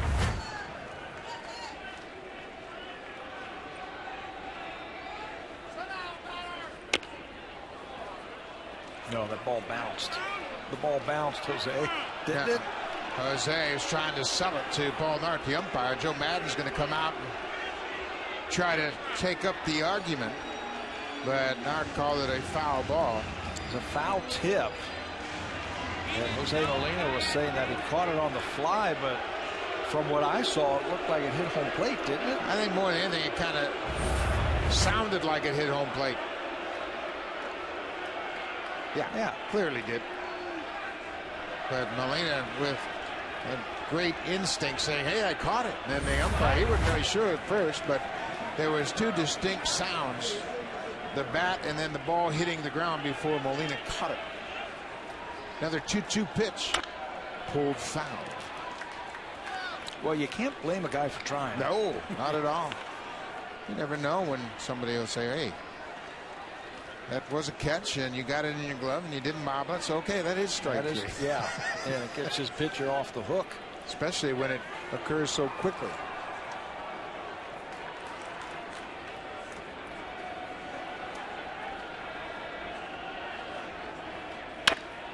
Bouncing ball up the middle, past the diving Rodriguez. Bautista will make the turn. He'll go to third base. Jennings thought about making that throw, but wisely kept Encarnacion from advancing into scoring position. So with 2 outs and runners at the corners, let's check in with Jamie Campbell.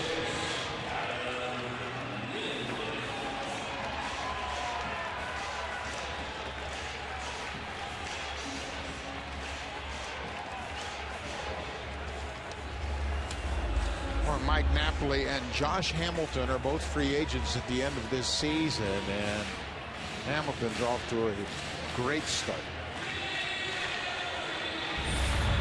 Here's the base hit. A curveball from David Price, and Encarnacion bangs it back through the middle, just out of the reach of Rodriguez. Good job by Bautista going first to third. That ball is right in front of him. Desmond Jennings laid back on that ball just a little bit, and Bautista took advantage of it. Jennings ended up making a heads-up play by not trying to throw Bautista out at third, but kept Encarnacion at first. Inside pitch to Adam Lynn. Lynn has struck out and flied out. Lynn hit a tough left-hander in last night's game when he singled out Jake McGee in the 7th.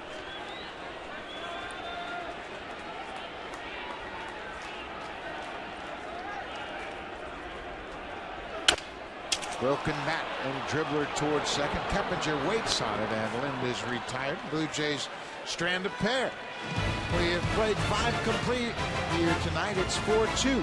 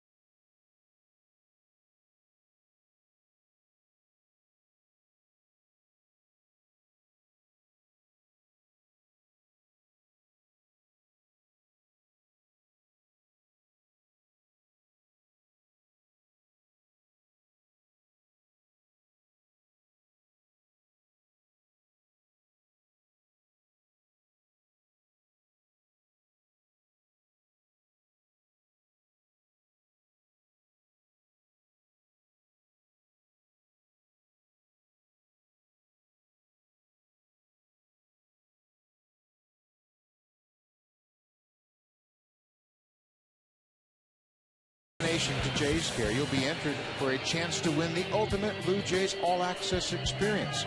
Part of the All Access experience is a meet and greet with Paul Beeston and Alex Anthopoulos. The contest closes 5 p.m. Eastern Time on Friday, April 27th. Visit www.bluejays.com/broadcast auction to enter today.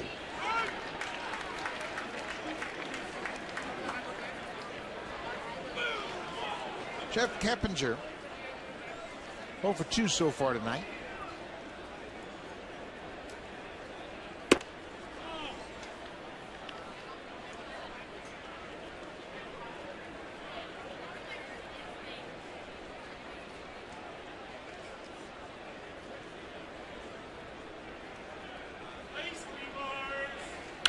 Fouls it back. Keppinger has bounced around in his career. He was acquired from Pittsburgh early in his minor league career in a trade that included Chris Benson. Ty Wigginton was also involved in that trade. Keppinger went from Pittsburgh to the Mets. Little tapper out in front of home plate. Morrow bare hands in time. Boy, what a good play. Very patient. Took his time. Never panicked and barehanded it, threw a strike to Lynn. That was the whole key to that. Gather yourself over the baseball. Watch him not panic, not get too excited. Plant the front foot. And then make a good throw to first base on the inner half. But you've got to surround yourself over that baseball. Morrow's athleticism shows up right there. Right now, they got to figure out a way to get Matt Joyce out. 2 for 2. He scored 2 with a pair of doubles tonight.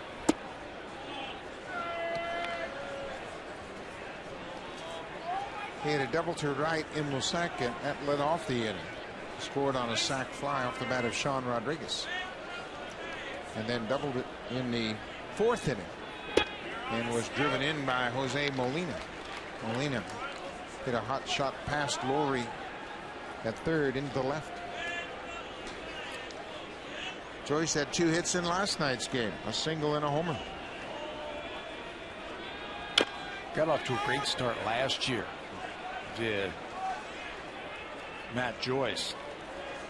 And then some injuries cut down that swing and lost a lot of power in the second half. This is an off-speed pitch, a changeup that he bangs right off the front shin. Matt Joyce played his way onto the All-Star team last year. He got a hit in his 2 at-bats. And he was up among the league leaders. He led the American League in hitting for 19 days and the major leagues for 13 days. He had some left shoulder inflammation. First week of June, got a shot in there and the power was gone. Just wasn't the same hitter.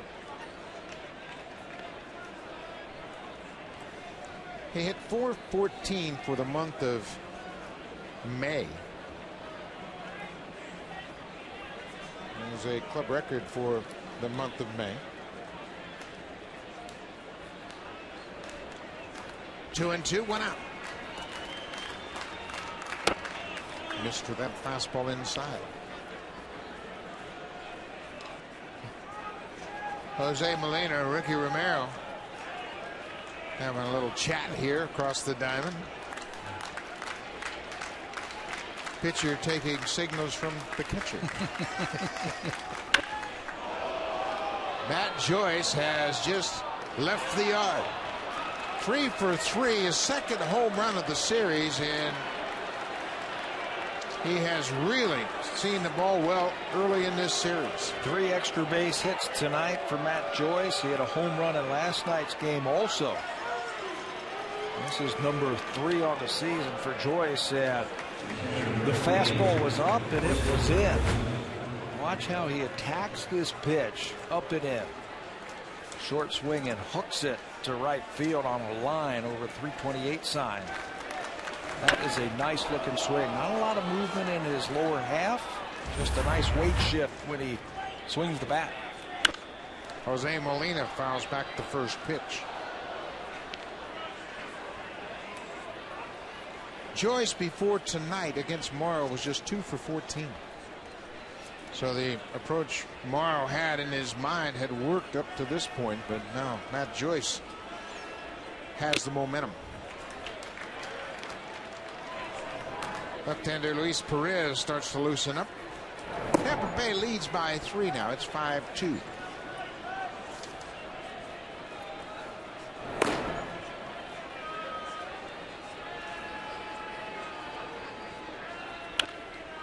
Molina fights it off. Jose picked up an RBI in the 4th. He singled past Laurie into left field. He's had 2 very productive at-bats tonight. He fought off a pitch and advanced the runner from 2nd to 3rd on a pitch his first time up. And then you mentioned the hot shot single in the 4th inning for Molina. So do a little something against his former teammates. Molina's got a career average coming into this season of .241, which is pretty good for a backup catcher.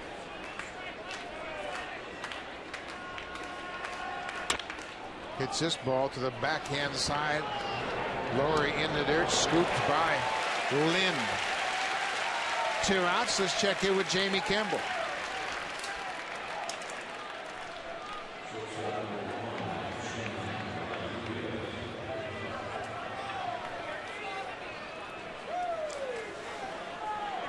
Boy, that's great news for the Twins. Baseball fans all over North America that Justin Morneau looks healthy again and fresh swing in the bat.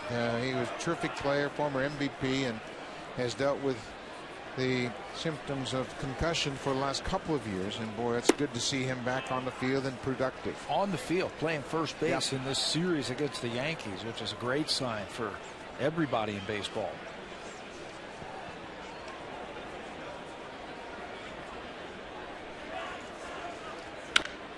Sean Rodriguez jumps on this and drives it deep to center. Rasmus looking up, and it's gone. 2nd home run of the inning, 3rd of the night for Tampa Bay. And Sean Rodriguez picked up his first RBI of the season in the 2nd. Now he has his first home run of the year. He was sitting dead red fastball from Morrow.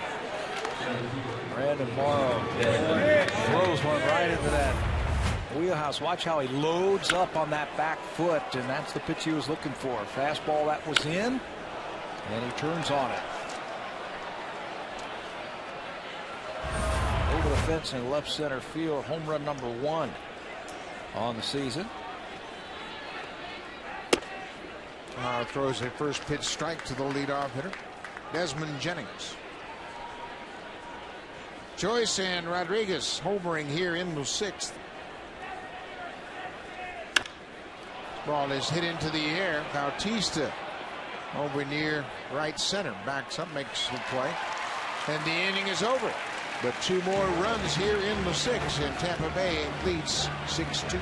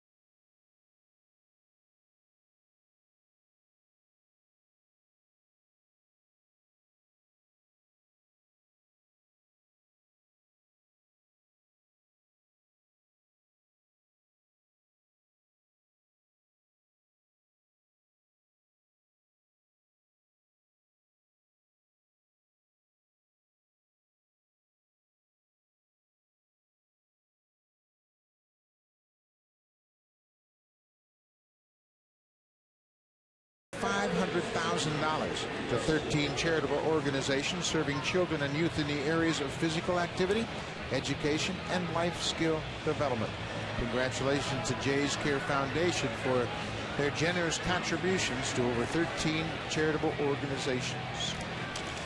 Brett Laurie will start things off here in the 6th, and Laurie has so much energy. We have seen him out here early working on his defense, taking extra BP, and he has really become kind of the pulse of this team. I could see in Cleveland in the opening series a little over-aggressive with the fist bump. So Jose Bautista has something for him. He remembers the last time he went up and got a fist bump. He's got some padding this time. Okay, that works. The Brett Laurie high five pad.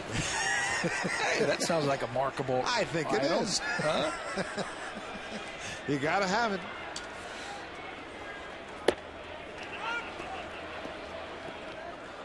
Blue Jays need some base runners. They trail the Rays and David Price by 4.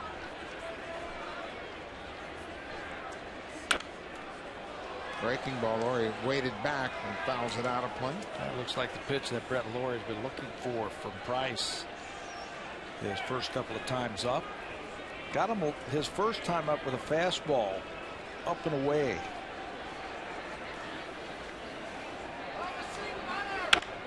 Gets jammed on this one and hits it to Pena, who'll go to the back. Laurie is retired.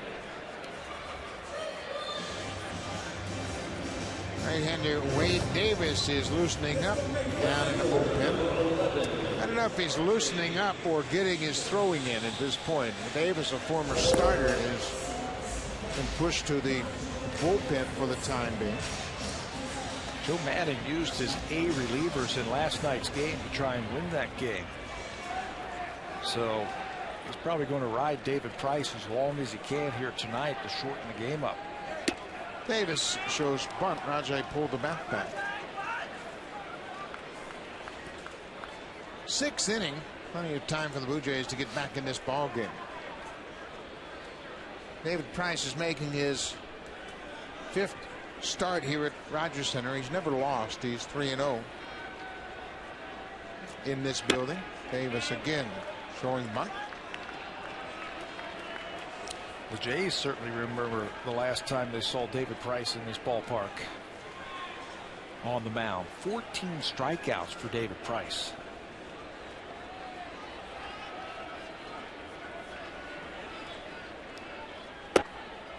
Davis taking all the way, thought it was low.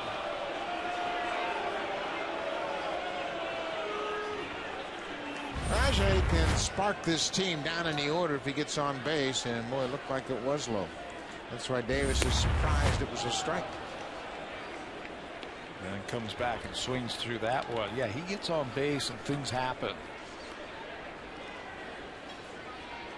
Price now at 100 pitches on the night.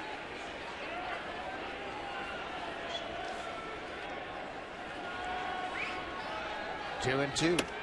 Strike 3 call.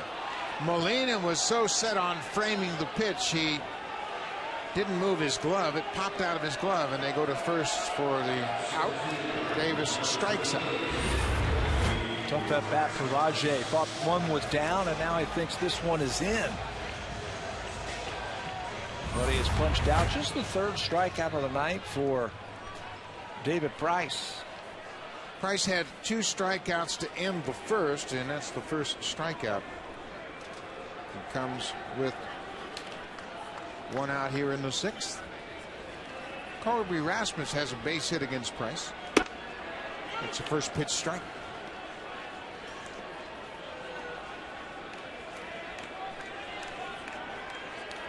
Rasmus is becoming a fan favorite here.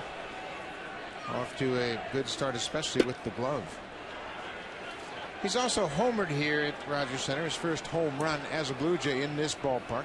His 3 home runs a year ago all came on the road. Looks good. They've eliminated the leg kick that he had last year. He is a lot more fluid at the plate, and he's put up some good at bats against some good pitching here the last couple of nights. A base hit in last night's game that went to left center field, where he really stayed on the ball. That was in the 8th inning. Fouls that one back. David Price is now over 100 pitches. 105. This will probably be his last inning of work. Yeah, you don't want to put the workload on these guys, even though they can handle it. You don't want to do it too early in the season.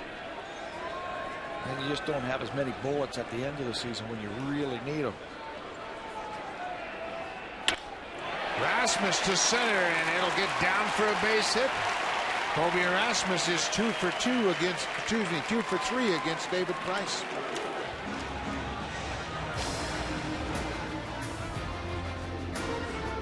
The all-new 2012 Honda CR-V. Yeah, it does that. Honda, the official vehicle of the Toronto Blue Jays.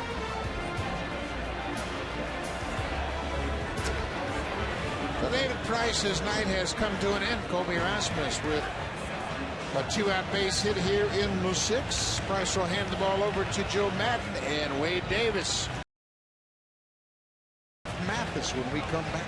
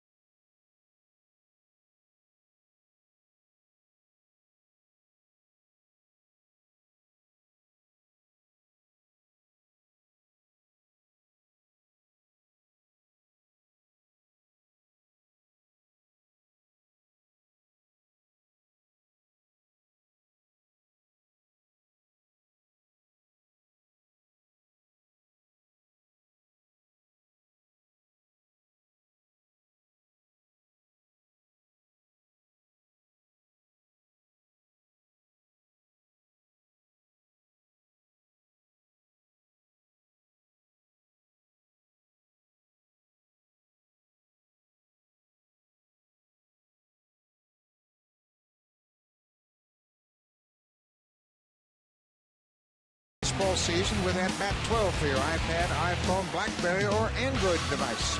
Listen to live radio broadcast and receive batter-by-batter information for every game. Visit BlueJays.com for more details. New pitcher into the ball game. David Price goes 5 2/3. He turns things over to Wade Davis. Davis had never pitched as a relief pitcher prior to this season. And he's already made 3 appearances out of the bullpen in his entire professional career. He's always been a starter. He's got starter stuff. He's got 4 pitches that he can throw for strikes. Fastball, curveball. At times, his cutter hasn't been the pitch that he was hoping that it would be, that it could get him off that fastball. He's got a split change. But he's got starter stuff. Made 29 starts last year. Had 11 wins for this team. He was locked with Jeff Neiman for that 5th spot in the starting rotation. The loser goes to the bullpen, and Davis is that guy. 2 outs. Jeff Mathis has homered tonight. Mathis shows bunt, pulls the bat back. Wade Davis is 26 years old. The embarrassment of riches for the Tampa Bay Rays with starting pitching. Davis has pitched in parts of 3 seasons, this being his 4th. He pitched in 6 games in 2009, his first big league season. To be able to take a starter from your team last year that got into the playoffs, he won 11 games, had 184 innings, and he's now pitching out of the bullpen because you've got too many starters. Pretty good situation. And they got starters in the minor leagues too. Alex Cobb is a guy that has started for them. Matt Moore, the young left-hander, has taken a spot in the rotation. Good rip by Mathis, but it's fouled back. I've always liked Wade Davis. 6'5". He's got very clean mechanics. At times he nibbles too much instead of going right after the hitters. Joe Madden has talked about that with all of his starters early on this season. He felt like they'd become a little too fine. Giving too much credit to the hitters. was the quote that I saw from Joe Madden. 1-2. Cut on and miss. Davis comes out of the bullpen and shuts down the Blue Jays with a strikeout. Blue Jays leave a base runner. Luis Perez will come out of the bullpen when we come back.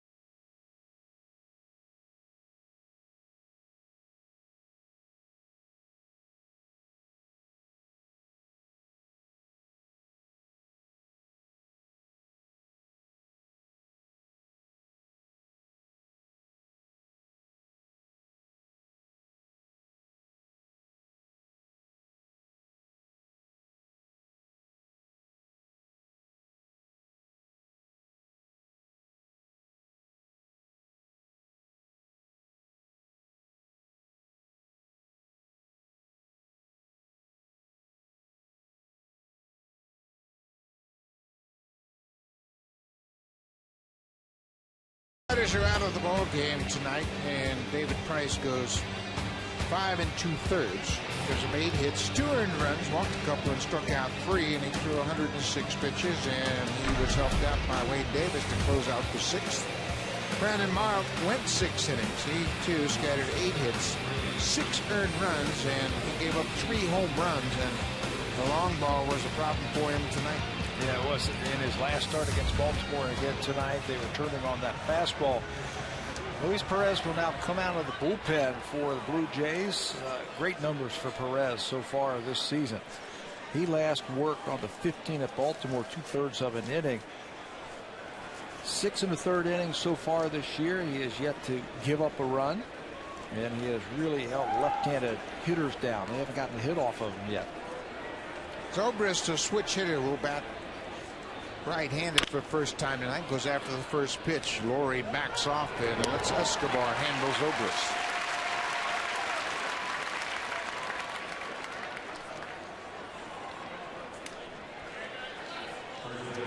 Henderson Alvarez celebrating his 22nd birthday today. Will start in the game tomorrow. Kyle Drabek open up things in Kansas City. And then the mystery pitcher. Who's going to start that game on Saturday? They'll need a 5th starter. Just for a 2nd time this season. Joel Carreño made that start in Cleveland in Game 3. Carlos Pena hitless in 3 trips tonight. Takes an inside pitch, and again, as Pena has become very used to, the Blue Jays are using that exaggerated shift. Robbed of a hit his last time up on a nice play by Brett Lawrie in right field. And how do you get to defend like this? What kind of information do you find? This is what you will find on the wall just outside the Jays dugout. Well, somebody's standing in the way. But they put up the spray charts of all of the Rays hitters, so the defenders can check just before they take the field on defense and make sure if everything is as they remembered. Just a quick cheat sheet before you go out. Now, we talked about that, you and I, how much information there is available, and there are the spray charts and the names of the players, how they hit against lefties, how they hit against righties. So if you're the shortstop, you look at the next scheduled 3 hitters and say, okay, I need to be here, here, and here. And you run out in the field, stand there, and then when you're in the wrong spot, Brian Butterfield will holler at you. Hey, you're in the wrong spot. That's a nice reminder. You know, you've got so many things on your mind. You go back out to the field and you're like, oh, who was up again? And you just take a quick check. And you know what it does too? It kind of makes you flip the switch from offense to defense. Just before you take the field, you get one look and you go, okay. Now I'm defending and I should be standing right here.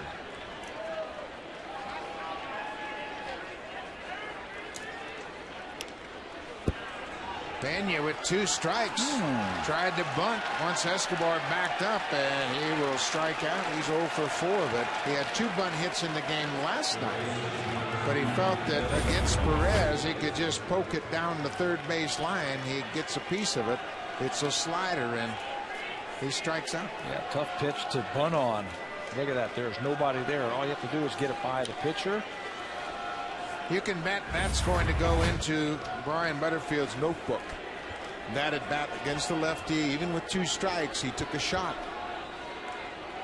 So that information will be added to the scouting report for Carlos Pena. And that'll keep that shortstop in. How about that?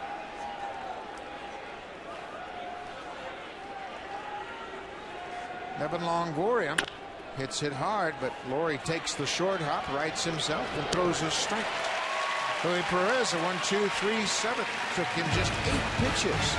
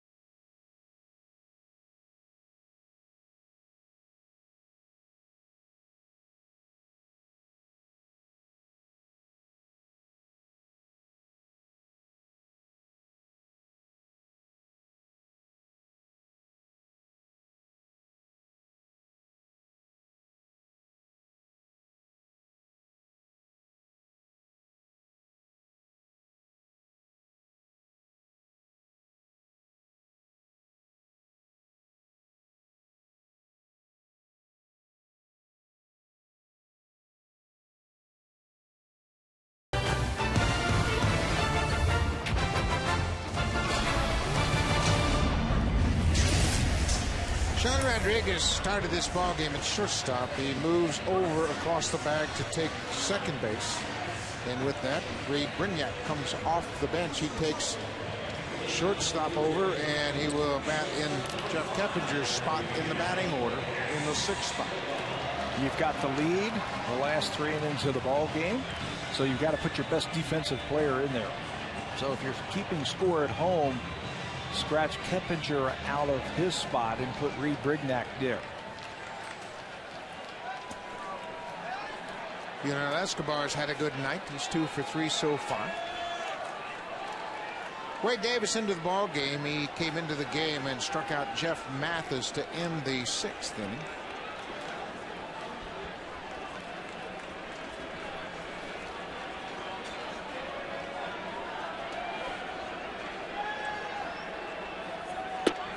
Good breaking ball in there for a strike.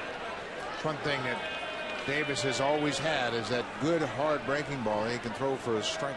When he stays on top of it and drives that down, it's a good one. Fastball reach 94, 95 miles an hour. You can cut his fastball.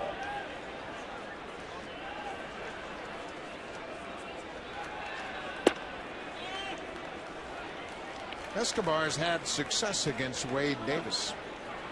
7 for 16. That's a 438 clip. Top of the order is where the Blue Jays have to get something going. And they do.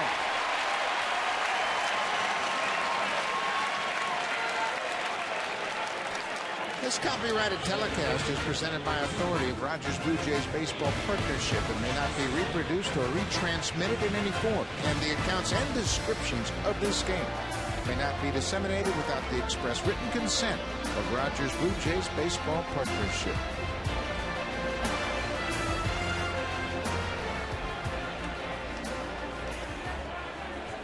Well, this is generally where the Blue Jays get something going. Escobar did his job. He has 3 hits tonight. Kelly Johnson, he has to be thrilled that David Price is out of the game. It's a look at Wade Davis. Takes the first pitch strike. That's what you're looking for from the first 2 guys in the lineup. On base percentage.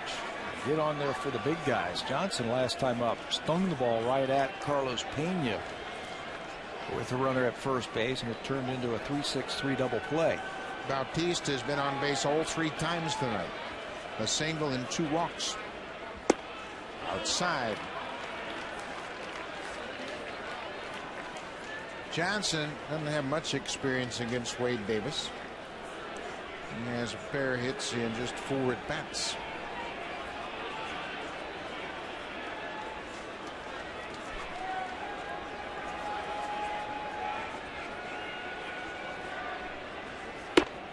Breaking ball in there for a strike. 1-2.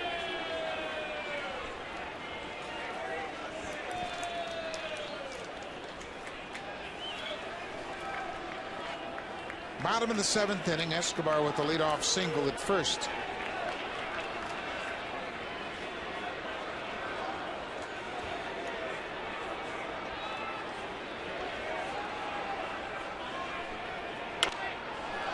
Popped over near the Blue Jays dugout. Longoria with a long run, but it bangs off our cameraman Martin down there in the third base camera bay. Heads up, Marty. Heads up. And you know what? He never lost his focus. He was right there on that base runner at first. Didn't budge. We got a great crew here at Rogers Center. Martin's been involved for a long time. 1 ball, 2 strikes, nobody out. Blue Jays trying to get back in this game. Another pop-up, and it'll go into the seats. I tell you, we have very dedicated cameramen and women here at Rogers Center. And watch Martin, never even concerned about that baseball.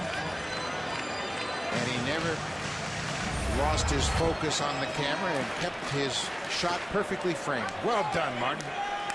That ball finds you. It will find you.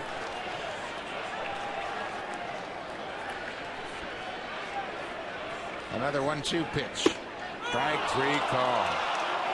Wade Davis paints the outside corner. And Kelly Johnson is caught looking. Kelly Johnson's got a good eye. I think he thinks this ball is up and possibly away. You can tell from over the top it's just off the plate, but it's enough for home plate umpire Paul Maurer to punch him out. He's got a good eye. Jose Bautista.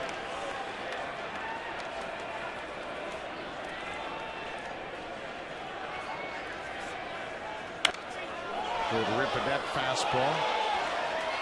Bautista's been on base all 3 times tonight. He reached twice in last night's game. He also had a sacrifice fly and a ground out. So he's starting to come around. Yeah, he's starting to look like the Jose Bautista that we have seen the last couple of years.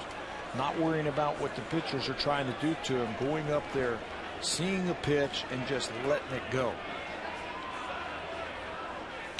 You haven't seen him too much in between the last couple of nights, have you? No, he has cleared his mind up now, and he is going to set the tone for the at-bats. Early in the season, he was kind of feeling for the ball, even thought about hitting the ball to the opposite field. That's not his game. You know, he knew what pitchers were trying to do to him, and he was trying to adjust to him. He said, forget that. That is not working, and that's not who I am. Hits this ball high and deep to right. Zobrist has room. Escobar is going to go back and tag at first, but he'll stop and hold on. The Rays have double barrel action in their bullpen. The left-hander is Jake McGee. He was in the game last night. Joe Peralta, the right-hander, was terrific for Tampa Bay a year ago. Off to a bit of a rough start to his season. All of those pitchers down that bullpen have had success. So it's just a matter of time. Jim Hickey, pitching coach, or Tampa's going to go out there and just have a refresher course here with Wade Davis, how they want to pitch to Edwin Encarnacion. Well, Wade Davis has not had too much of a problem with Encarnacion. Edwin just 1 for 12 in their head-to-head meetings. And just a little breather. Encarnacion has gotten off to a good start. He is 2 for 3 tonight. Blue Jays have out-hit Tampa Bay tonight 9-8, but they trail by 4. Just the opposite of what happened last night. Tampa Bay out-hit the Blue Jays but lost 7-3.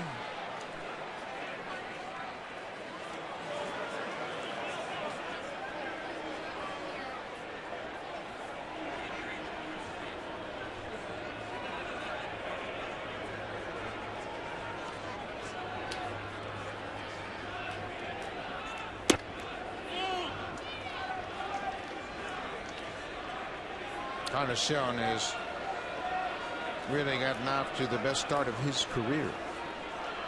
His average up to 295 with 2 hits tonight. He's been a notoriously slow starter.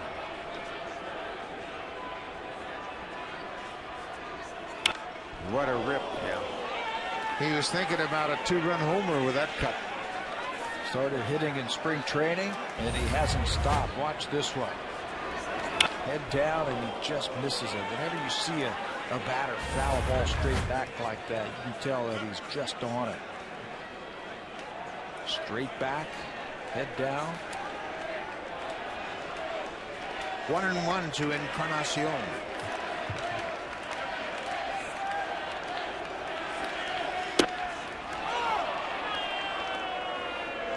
The Rays pitchers tonight have utilized that inside pitch very effectively, and I think that's what Joe Maddon wanted them to do. Get back to being aggressive. He wanted his pitchers to set the tone for each at bat. The pitching staff that will challenge you with fastball tonight a little bit differently early in the count, going inside, just so you can't extend through that baseball. Especially the big guys who can power the ball out of the ballpark. They've really stayed in on him. Encarnacion, Lynn, Bautista, Brett Laurie.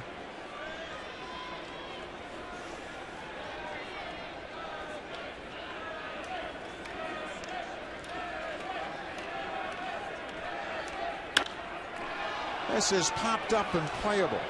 First baseman Carlos Pena, a couple of steps into foul ground. Encarnacion's retired. Blue Jays are done in the 7th. Luis Perez for his 2nd inning of relief.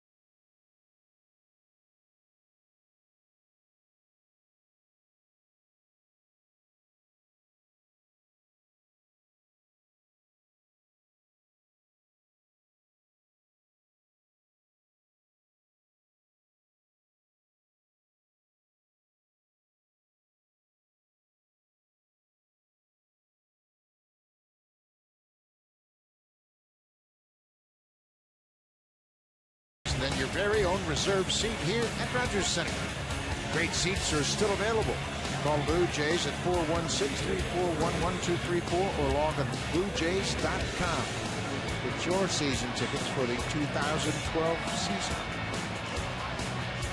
Blue Jays will wrap up this homestand tomorrow night, third and final game of this 3-game series against Tampa Bay. They'll head to Kansas City for 4, a wraparound weekend series, and then finish up the short 7-gamer to Baltimore. And here's a former Oriole, Luke Scott, off to a good start with Tampa Bay.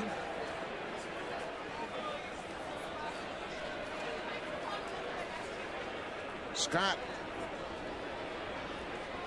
has to look at that shift as well, and now they're adjusting the shift a little bit. Why is Adam Lynn so close to the line at first? I don't know why he's sitting. No, I'm just kidding. You can't get a ball by him fair down there. Well, they have him deep. They have him on the line because Brett Laurie's got great range behind him. So any ball that is hooked down there, the Blue Jays want to make sure that they catch it, that it doesn't get between him and the bag. And you can see Ryan Butterfield was in the dugout looking at his spray chart to make sure his infielders were lined up properly. And he's checking to see where they are. Looking at those spray charts right there, and that's for the players. The reference sheet is on the dugout wall. They play it a little bit differently. They don't think that Luke Scott's going to drop a bunt out like Carlos Pena tried to tonight. That's why you see the shortstop. That's Escobar deep. And then on the pull side, he's got the whole left side of the infield if he wants to. Even just wait on a pitch from Perez and just butcher boy the ball to the left side. Luke Scott strikes out. Perez has retired all 4 that he's faced so far. We'll be right back here tomorrow night for the finale of this homestand. Henderson Alvarez will pitch for the first time as a 22-year-old. His birthday today. He'll be matched up against Jeremy Hellickson. It all starts tomorrow night at 6:30 p.m. Eastern Time right here on Sportsnet. That's 3:30 p.m. Pacific Time. Henderson Alvarez. You know, one thing that you're going to get when these two teams meet, you're going to get great starting pitching, I think. Especially the way the Blue Jays starters have been this year. This is Reed Brignac now hitting. But you know you're going to get it with Tampa Bay. The way the Blue Jays have started off offensively and with their starting pitching, runs are going to be hard to come by when these two teams get together. Brignac, his first at bat, came into the game defensively in the bottom of the 7th. There's his strike. Luis Perez is locked in. Henderson Alvarez wants to get to that point. He's been good in his first 2 starts. What a future. He turned 22 today. How about that? Boy, an abbreviated windup from Perez. He almost could categorize that as a quick pitch. Back-to-back strikeouts. Now 2 outs in the 8th. Let's check in with Jamie Campbell.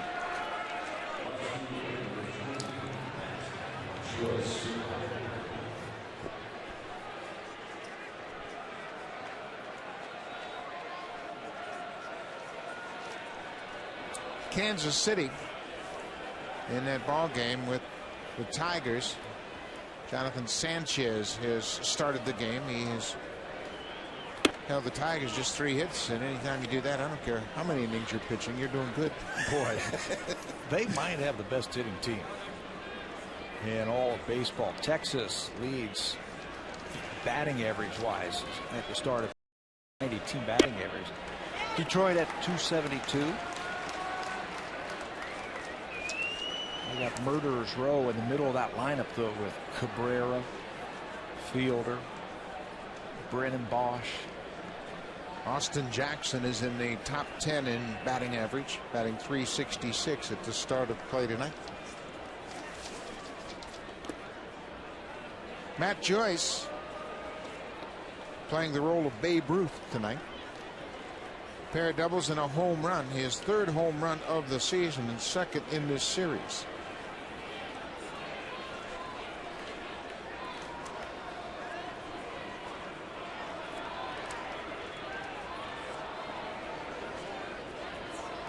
Two balls and a strike. Off-speed pitch. He's had just one multi-home run game in his career. That came at Texas in August of 2008. Hit a couple of home runs against the Rangers.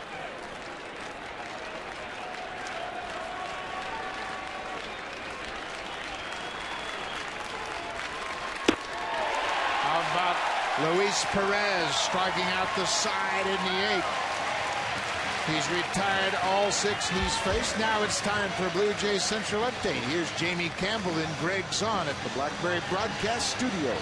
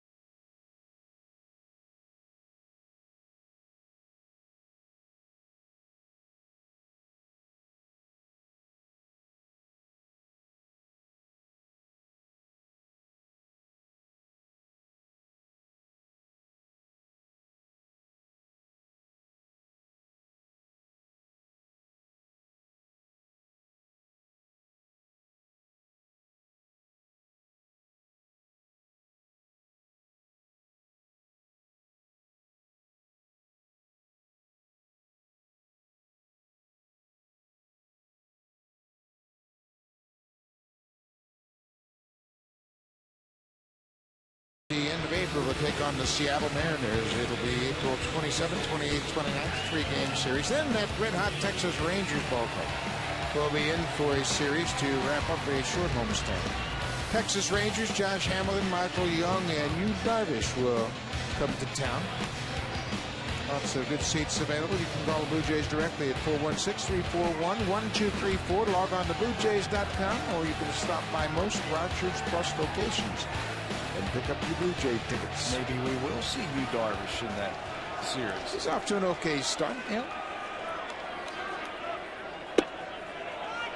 Darvish, I believe, is starting tonight. Texas, nope, Derek Holland against Josh Beckett. Darvish goes tomorrow at Detroit. Oops. I read a scout's report about him the other day saying that he'll give up some hits this year. Well, he's going to the right spot to do that. Go play the Tigers. Detroit Tigers. You know, he's around the plate, and he doesn't have that outstanding stuff, you know, where you can just blow it by guys. He doesn't have a trick pitch, you know, like a splitter. So he'll give up his hits. Adam Lynn pops this one up into center field. Ray Davis has come out of the bullpen and done a good job. Gave up a leadoff single to Escobar to start the 7th, but then retired the next 3 in order. I've always liked Wade Davis. I love his arm. I love his build, his mechanics. Just works a little bit quicker and get into a little bit better rhythm. I think you can see good things from this guy. Brett Laurie breaks his bat and he'll get a base hit. Looks like he hit that ball off the end of the bat. His first hit of the night.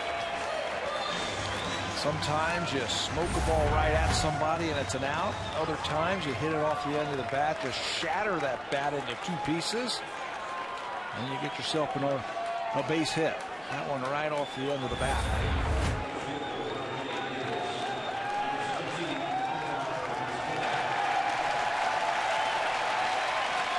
McFlurry's on base, and the pinch hitter has been announced, and it's Omar Vizquel.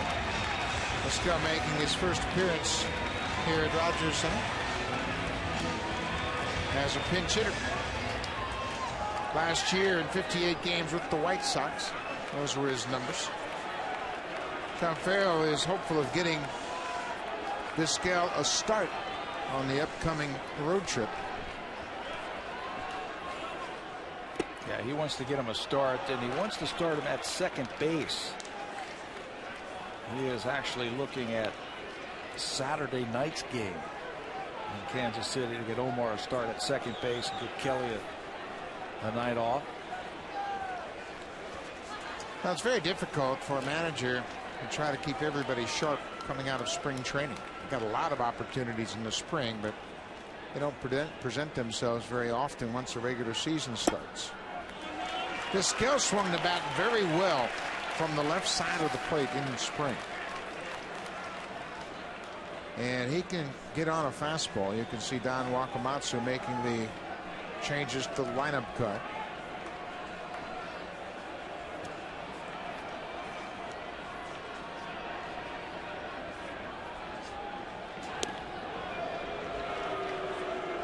Blue Jays are down by 4. Vizquel knows he needs to get on base. There's a number in the spring, a .424 average for Vizquel. 2-0. Taking all the way. Carlos Pena bolted from first base to come over to the mound and say, hey, wait, let's go. Don't get these guys encouraged. Throw it over. That's what I mean about rhythm and pace on the mound. Get a guy on base. You don't want to slow everything down. Get your fielders to sleep. You want to get out there and just keep pumping strikes in there at a nice pace. Whoa. Vizquel thought for sure that was ball 4. And he almost flipped the bat away. Yeah, not trying to show up anybody. He just thought that that was a ball up and away. Judge for yourself right here. 3-1. Gorey's at first. Still taking all the way, showing his experience, knowing that his job is to get on base. Now he's got a battle.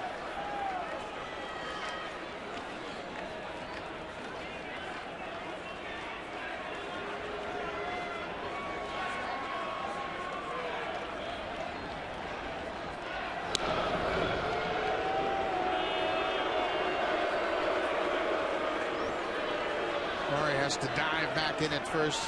Full count, 1 out. Very aggressive lead over at first base. They might try and start the runner. I mean, it's not the ideal situation, but you want to stay out of that double play, maybe try and create something. Laurie is not running. Vizquel pulls it through the hole. Great job by Omar Vizquel. He saved one swing and pulls it through the 3-4 hole. Gets a base hit into right.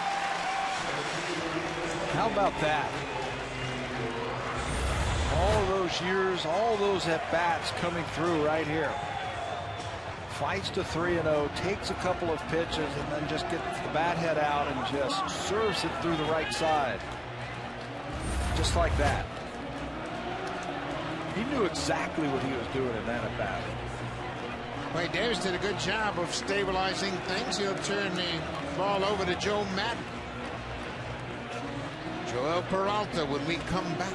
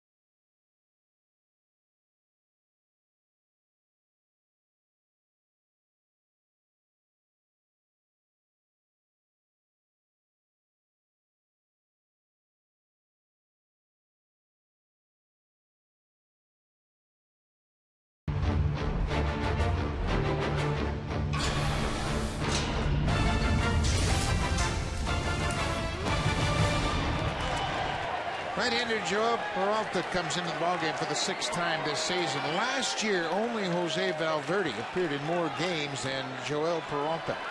71 games last year, 67 2/3 innings. He was outstanding, 3 and 4 with a 293 earned run average. This year, not so much. Look at that earned run average. Yes, he's only worked 2 1/3 innings, but he's thrown 71 pitches in those 2 1/3 innings. He's given up 5 runs on 7 hits. Colby Rasmus. Rasmus, a couple of hits in 3 trips tonight.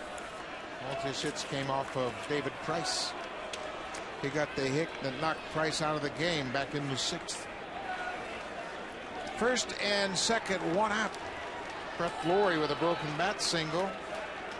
Omar Vizquel is a pinch hitter, single to right.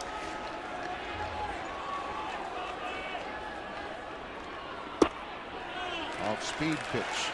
Peralta doesn't really throw very hard. He's the oldest member of the Tampa Bay Rays at 36. But he's got a split finger fastball, and his go-to pitch is that slider that he just threw to Colby Rasmus. He'll throw a lot of them. Try and battle you.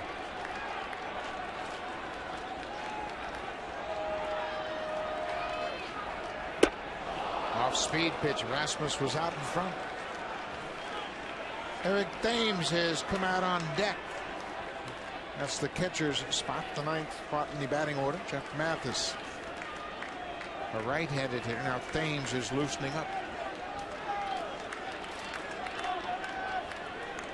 The Rays bullpen is quiet.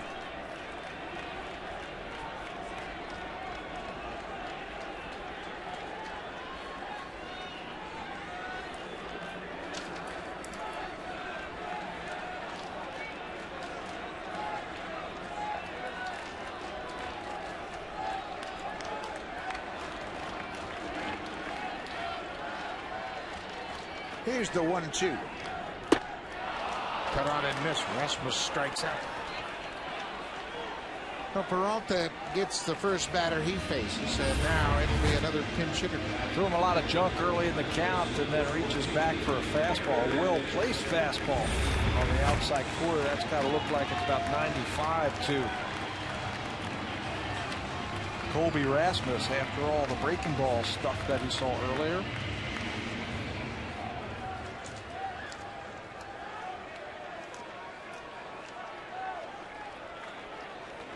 Eric Thames was given the night off with Price starting the ball game. Now he will enter the game here in the 8th as a pinch hitter. 2 on, 2 outs. 6-2 Rays.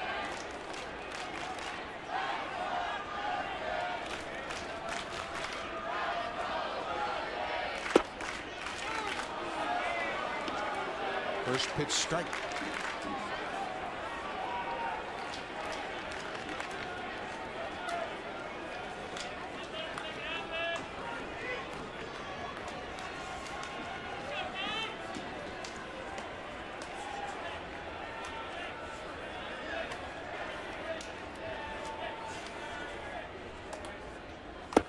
Breaking ball downstairs. It's a ball and a strike. We mentioned that Peralta had allowed 5 hits in just 2 1/3. He also walked 4 batters.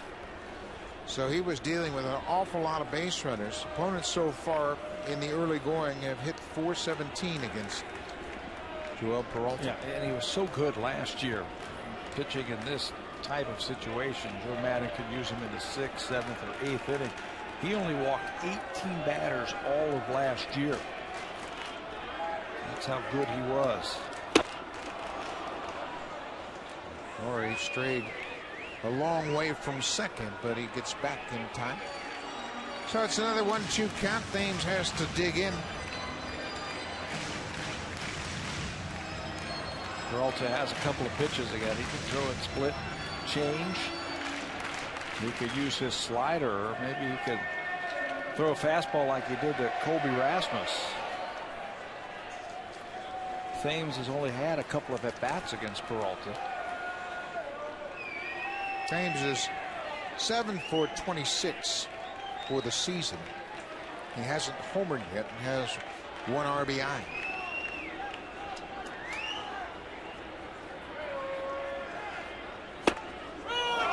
3 call. Paul Nart has been generous with that outside corner. Peralta comes in and gets a couple of strikeouts, ends the Blue Jays' threat. Thames on as a pinch hitter. Thought it was outside.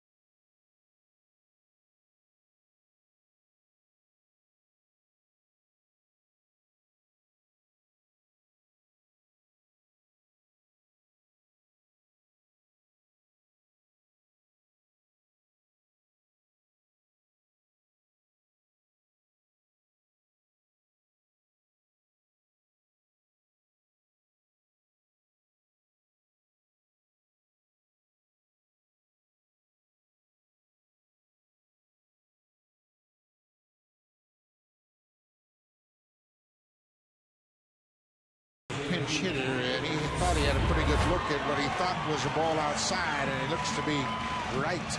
Paul Nart calls him out. An overhead camera, and then Jose Bautista, he has had issues with the strike zone tonight as well. Yes, and that ball was outside. Now, it might not have been outside by that much, but it certainly was off the plate. So Carlos Villanueva will make his 3rd appearance of the season. He has not pitched since the opening series in Cleveland. He pitched in 2 of those ball games, a total of 3 in the 3rd, allowed just 1 hit in the season. So he will get some work in here, and that's the role of a long man in your bullpen. You just never know when you're going to pitch, and the starters have been so good he hasn't had many opportunities. That's the thing. The starters have been so good. They have been pitching deep into the ball game, and with the Blue Jays carrying 8 relievers, there just hasn't been enough innings to go around for everybody. But that's okay. There's going to be a time this season where Villanueva is going to have to come in and give him 3, 4, maybe even 5 innings out of that bullpen. So he has to stay sharp. And he hits Molina. So Molina will take first base, and he's not happy about it. He throws his bat away in disgust, and Villanueva hits the first batter that he faces. You mentioned it. He hasn't pitched since the 8th of April, so there might be some rust. And the first 2 pitches missed. The second one hitting him right on the forearm. That's just frustration right there. That's nothing to do with Villanueva. That's just not a good feeling. It hurts. Yeah. So now Villanueva will work out of the stretch to Sean Rodriguez. Rodriguez has had a very productive night at the plate. Picked up his first RBI of the season with a sac fly in the 2nd. Goes after the first pitch, and Laurie boots it. Look at Escobar. He stayed right with it. Almost got Rodriguez, but Sean Rodriguez hustling out of the box. Never ever hesitated. And it'll be an error on Brett Laurie. That's his 2nd error of the season. Not taking anything for granted, Sean Rodriguez playing the game the right way. It looked like Brett Laurie lifted up just a little bit too quickly. He's got plenty of time. The way that ball was hit by Rodriguez. Hit hard right at him, a couple of hops, and look how hard he is playing in the 62 game. Oftentimes when a batter hits the ball so hard right at a third baseman, he'll hesitate. Just say, man, I hit it right at him. Rodriguez came out of the box in a hurry and is able to beat the throw to first. So the first two reach against Villanueva here in the ninth.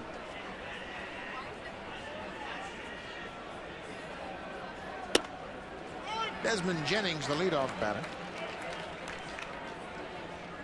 Jennings singled to center against Brandon Morrow in his first at bat.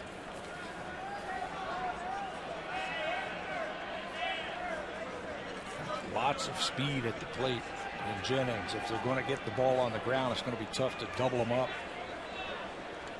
Jennings only hit into one double play all year last year. And you know how baseball is really a sport for odd statistics. His only double play came with Brandon Morrow on the mound. And Morrow only had one double play turned behind him. How about that? That was late in the year, too. September. So Jennings hit it into one double play all year, and he did it off the pitcher who had one. There's a bouncing ball. Laurie will go to the bag across the diamond. Not in time. One out. Now for a preview of what's coming up on Connected. Here's Jamie Thomas and Ken Reed.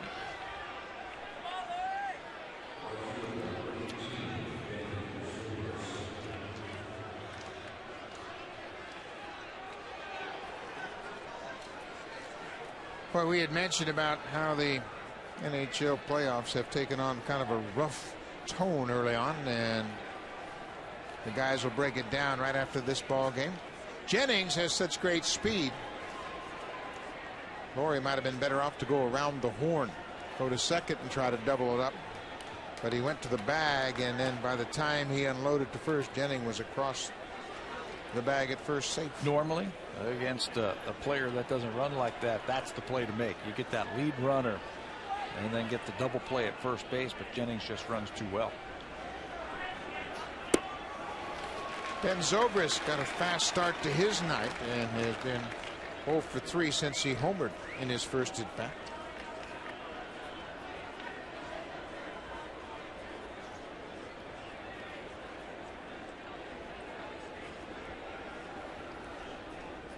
Top of the ninth inning, the Rays lead 6-2.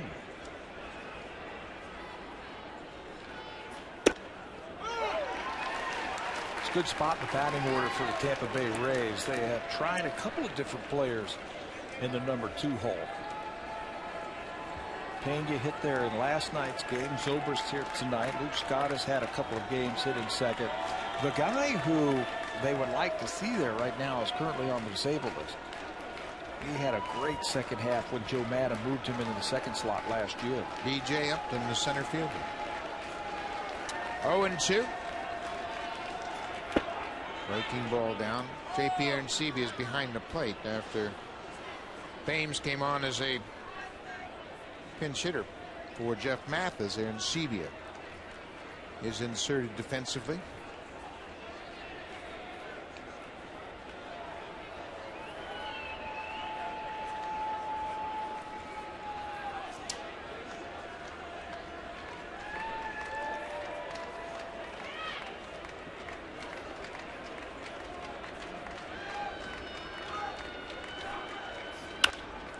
Poked foul, out of play as Zobrist protect the strike zone.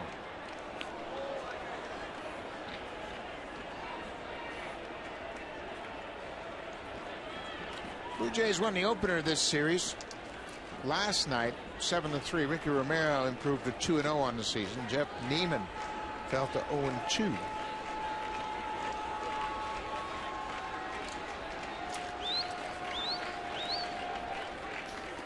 Bounced, and that will skip over the screen and go out of play. It'll be a wild pitch charge to Villanueva, and the runners will move up. Well, not much you can do with that one. That's a 55-footer right there in front of home plate. Arencibia tries to get over there. He caught one of those the other day right off of his wrist. That one looked like it got some of the forearm of his throwing arm. You were right on the money when you talked about Villanueva showing some signs of rust. It's been quite a while since he's pitched. We mentioned he hadn't pitched in the game since the 8th of April. So now the infield will come in, but before that they're going to put Zobrist on with first base open. How about it's 3-2 now. How about that play where you act like you're going to put him on and then jump back down there and throw a fastball, maybe catch him by surprise. You know, Dick Williams play in the World Series. He got Raleigh fingers to strike out Johnny Bench. Yeah. Not this time. Zobrist will go to first, and now Villanueva will have to deal with Carlos Pena. Pena already has 1 grand slam this year.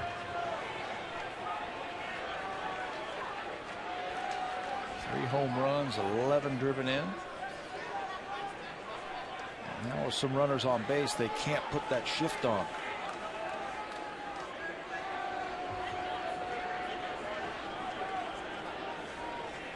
Have to play for the double play, and interesting alignment. Escobar will back up at short. Pena goes after the first pitch and swings right through it.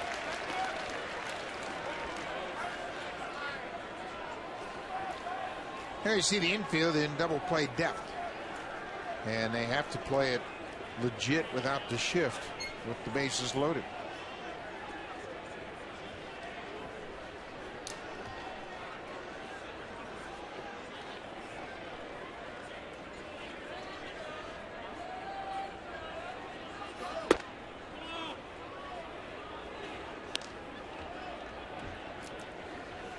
Carlos Villanueva, a touch and feel type of pitcher.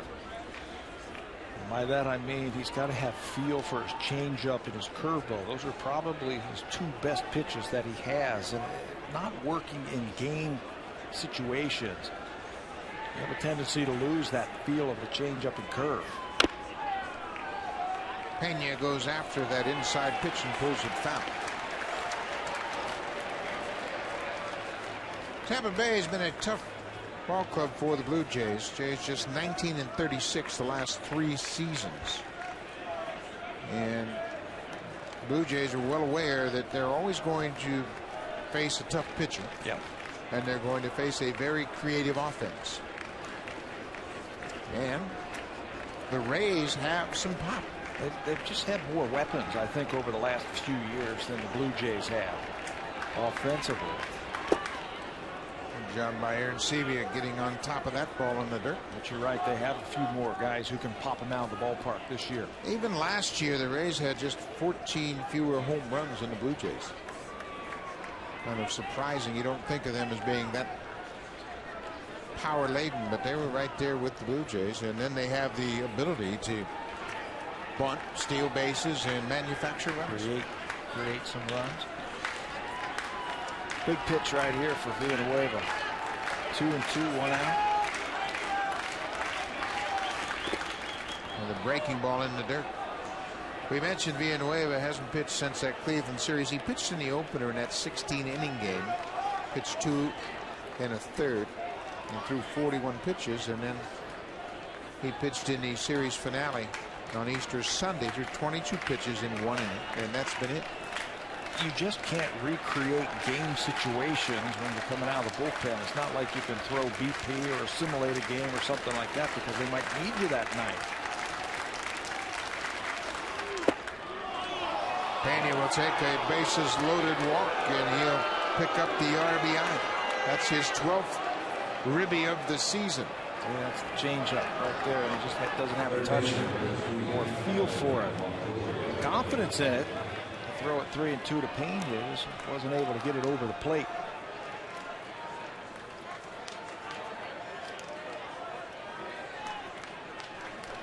So now Evan Longoria.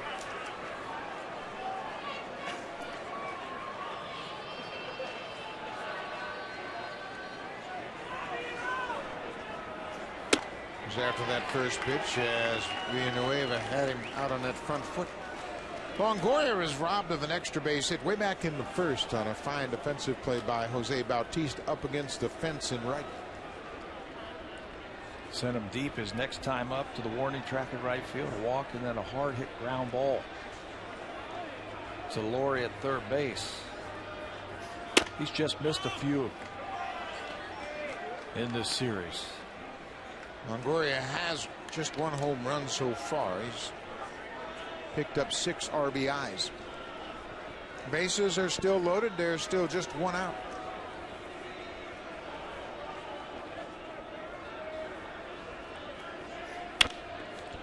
Pulled foul.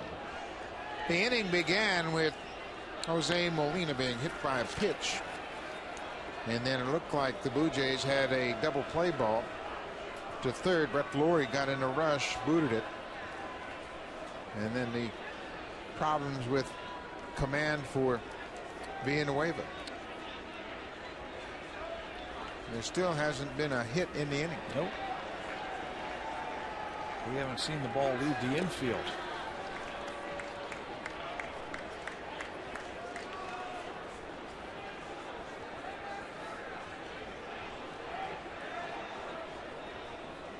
Tampa Bay scored 2 in the first and set the tone for this ball game. They added 1 in the second, 1 in the fourth, and 2 more in the sixth, and then 1 already in here this inning.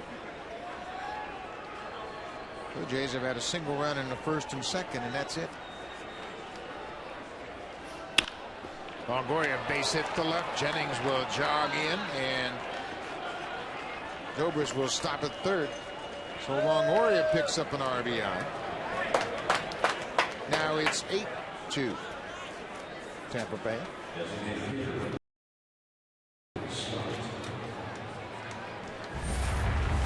Fastball, tries to slip it by him. Longoria, a good hitter. Very calm, very quiet at the plate. Picks up the RBI with that solid single to left field.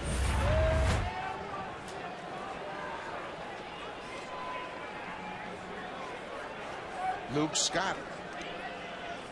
Great opportunity for Scott to add to his RBI total. Well, you can see Villanueva is just really off with his timing. He just is a guy, as you mentioned, and rightly so. Villanueva is a feel guy, and right now he just doesn't feel it. Touch and feel. He's got a very good curveball and an excellent changeup. And right now he can't get it over the plate. That's an awful feeling going to the mound. But that's the way you attack hitters, and you know that you don't have that touch and feel. It's kind of a helpless feeling. Going to have to make that one pitch right here and try and get 2 outs with 1 pitch.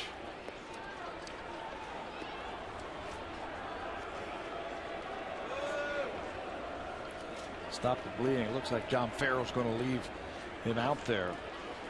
Nobody warming up in the bullpen right now for the Blue Jays.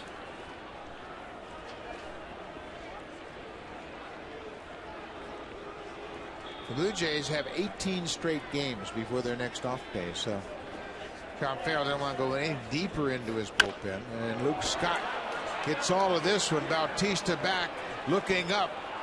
Grand slam home run for Luke Scott.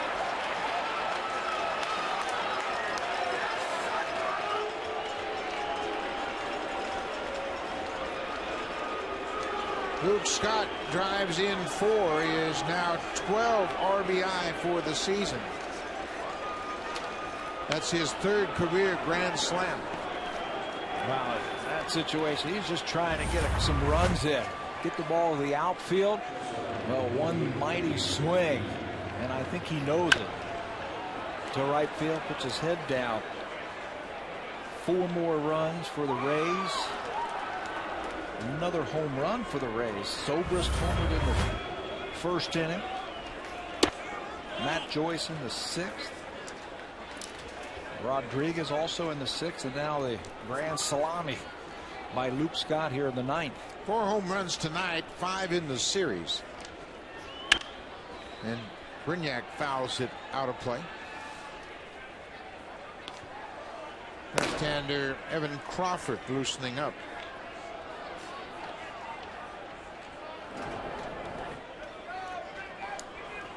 One and one to Brignac. His second at bat. Cade struck out in the 8th against Luis Perez. There's a curveball. Eric Thames on the run near the foul line, takes it in fair territory, and Brignac is retired. Second out of the inning.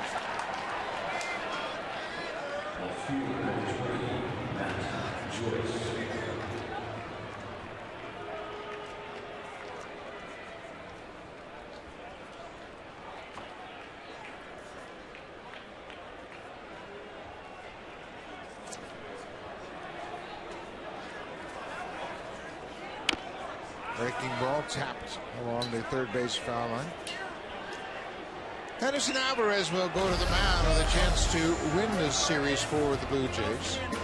It'll be right here on Sportsnet against Tampa Bay tomorrow, 6:30 p.m. Eastern Time. That's the pregame show. We'll be right with you just after the top of the hour, and that all begins at 3:30 Pacific Time. David Price is the pitcher of record for this ball game. There's the starter for Tampa Bay in tomorrow's game. That's young Jeremy Hellickson. But with a win tonight, Price will pick up his 10th career win against the Blue Jays. Among active win leaders, Jamie Moyer, who is active with the Colorado Rockies, has 16 career wins against Toronto. CC Sabathia 12. Tim Hudson has 11.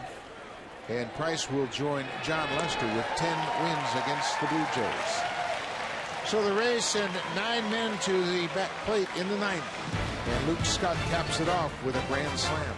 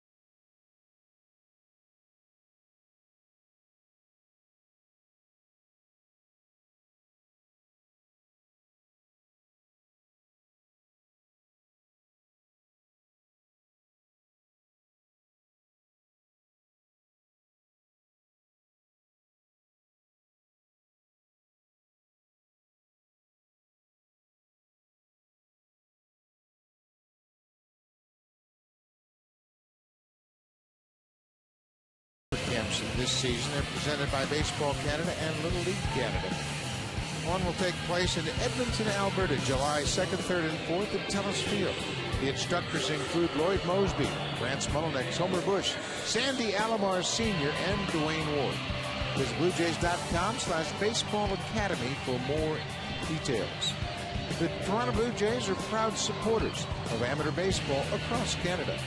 Boy, Dwayne Ward does a great job in promoting those super camps and clinics, and he gets everybody involved. Fourth pitcher of the night for the Rays. This is J.P. Howe. We saw him in last night's game. Faced just one batter. That was Adam Lind. He ended up walking him, so he is fresh to try and finish this one off. Left-hander's got a good fastball and an overhand curve. First pitch changeup is downstairs. Yunel Escobar, 3 hits tonight. His average is up to 250. Make it 4 hits.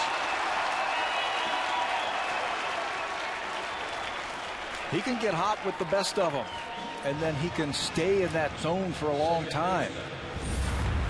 Escobar not wasting any time. Hits this one right past Evan Longoria. Escobar was on base a couple of times last night. He's been on base 4 times tonight. Ties his career high. He's had 4 hits in a ball game now 9 times. Last time before tonight, September 1st at Camden Yards against the Orioles. Kelly Johnson, he's gone over 4 tonight. 12-2 Tampa Bay.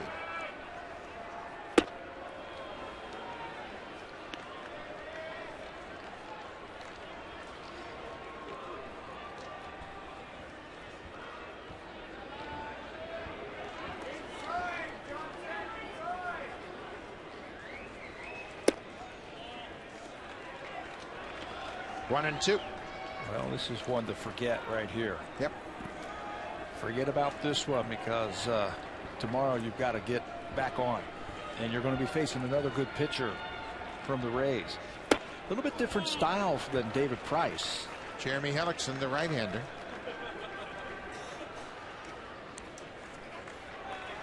Hellickson got hit in the head by a batted ball during BP before his last start.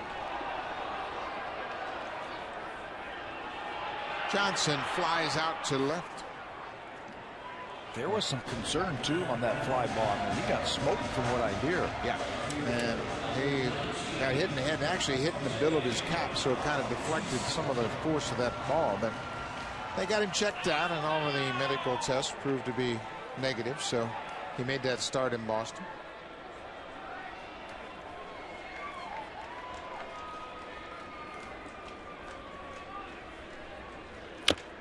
Bautista checks and taps it foul. Bautista singled and drove in a run in the first, then had a couple of walks and flied out in the seventh.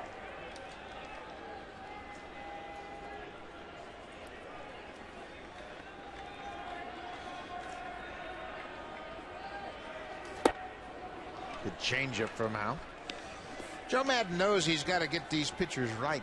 He used Peralta to get out of the eighth, and Peralta responded very effectively, struck out the 2 batters he faced.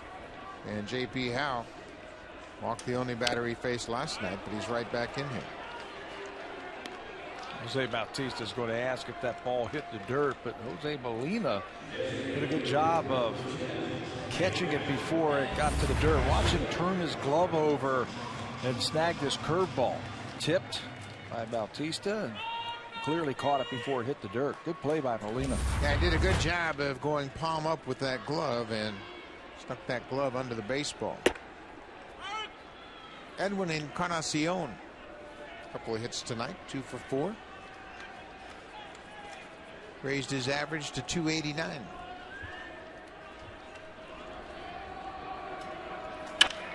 Drives this one deep, but it's going to slice out a play. Hit that a long way to the opposite field. That went in the second deck. You're not going to find it, my man. It's upstairs. There. That's where the ball is. 0-2, 2 outs. Encarnacion strikes out, and that's the ball game.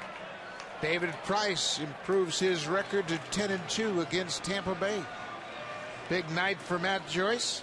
He had 2 doubles and a home run, his second home run of the series. J.P. Howe wraps things up as the Tampa Bay Rays have evened the series at a game apiece. For those of you watching in the Pacific Zone, stay tuned for Vancouver Whitecaps soccer. Everybody else, stay tuned for Connected. We'll be right back here tomorrow night.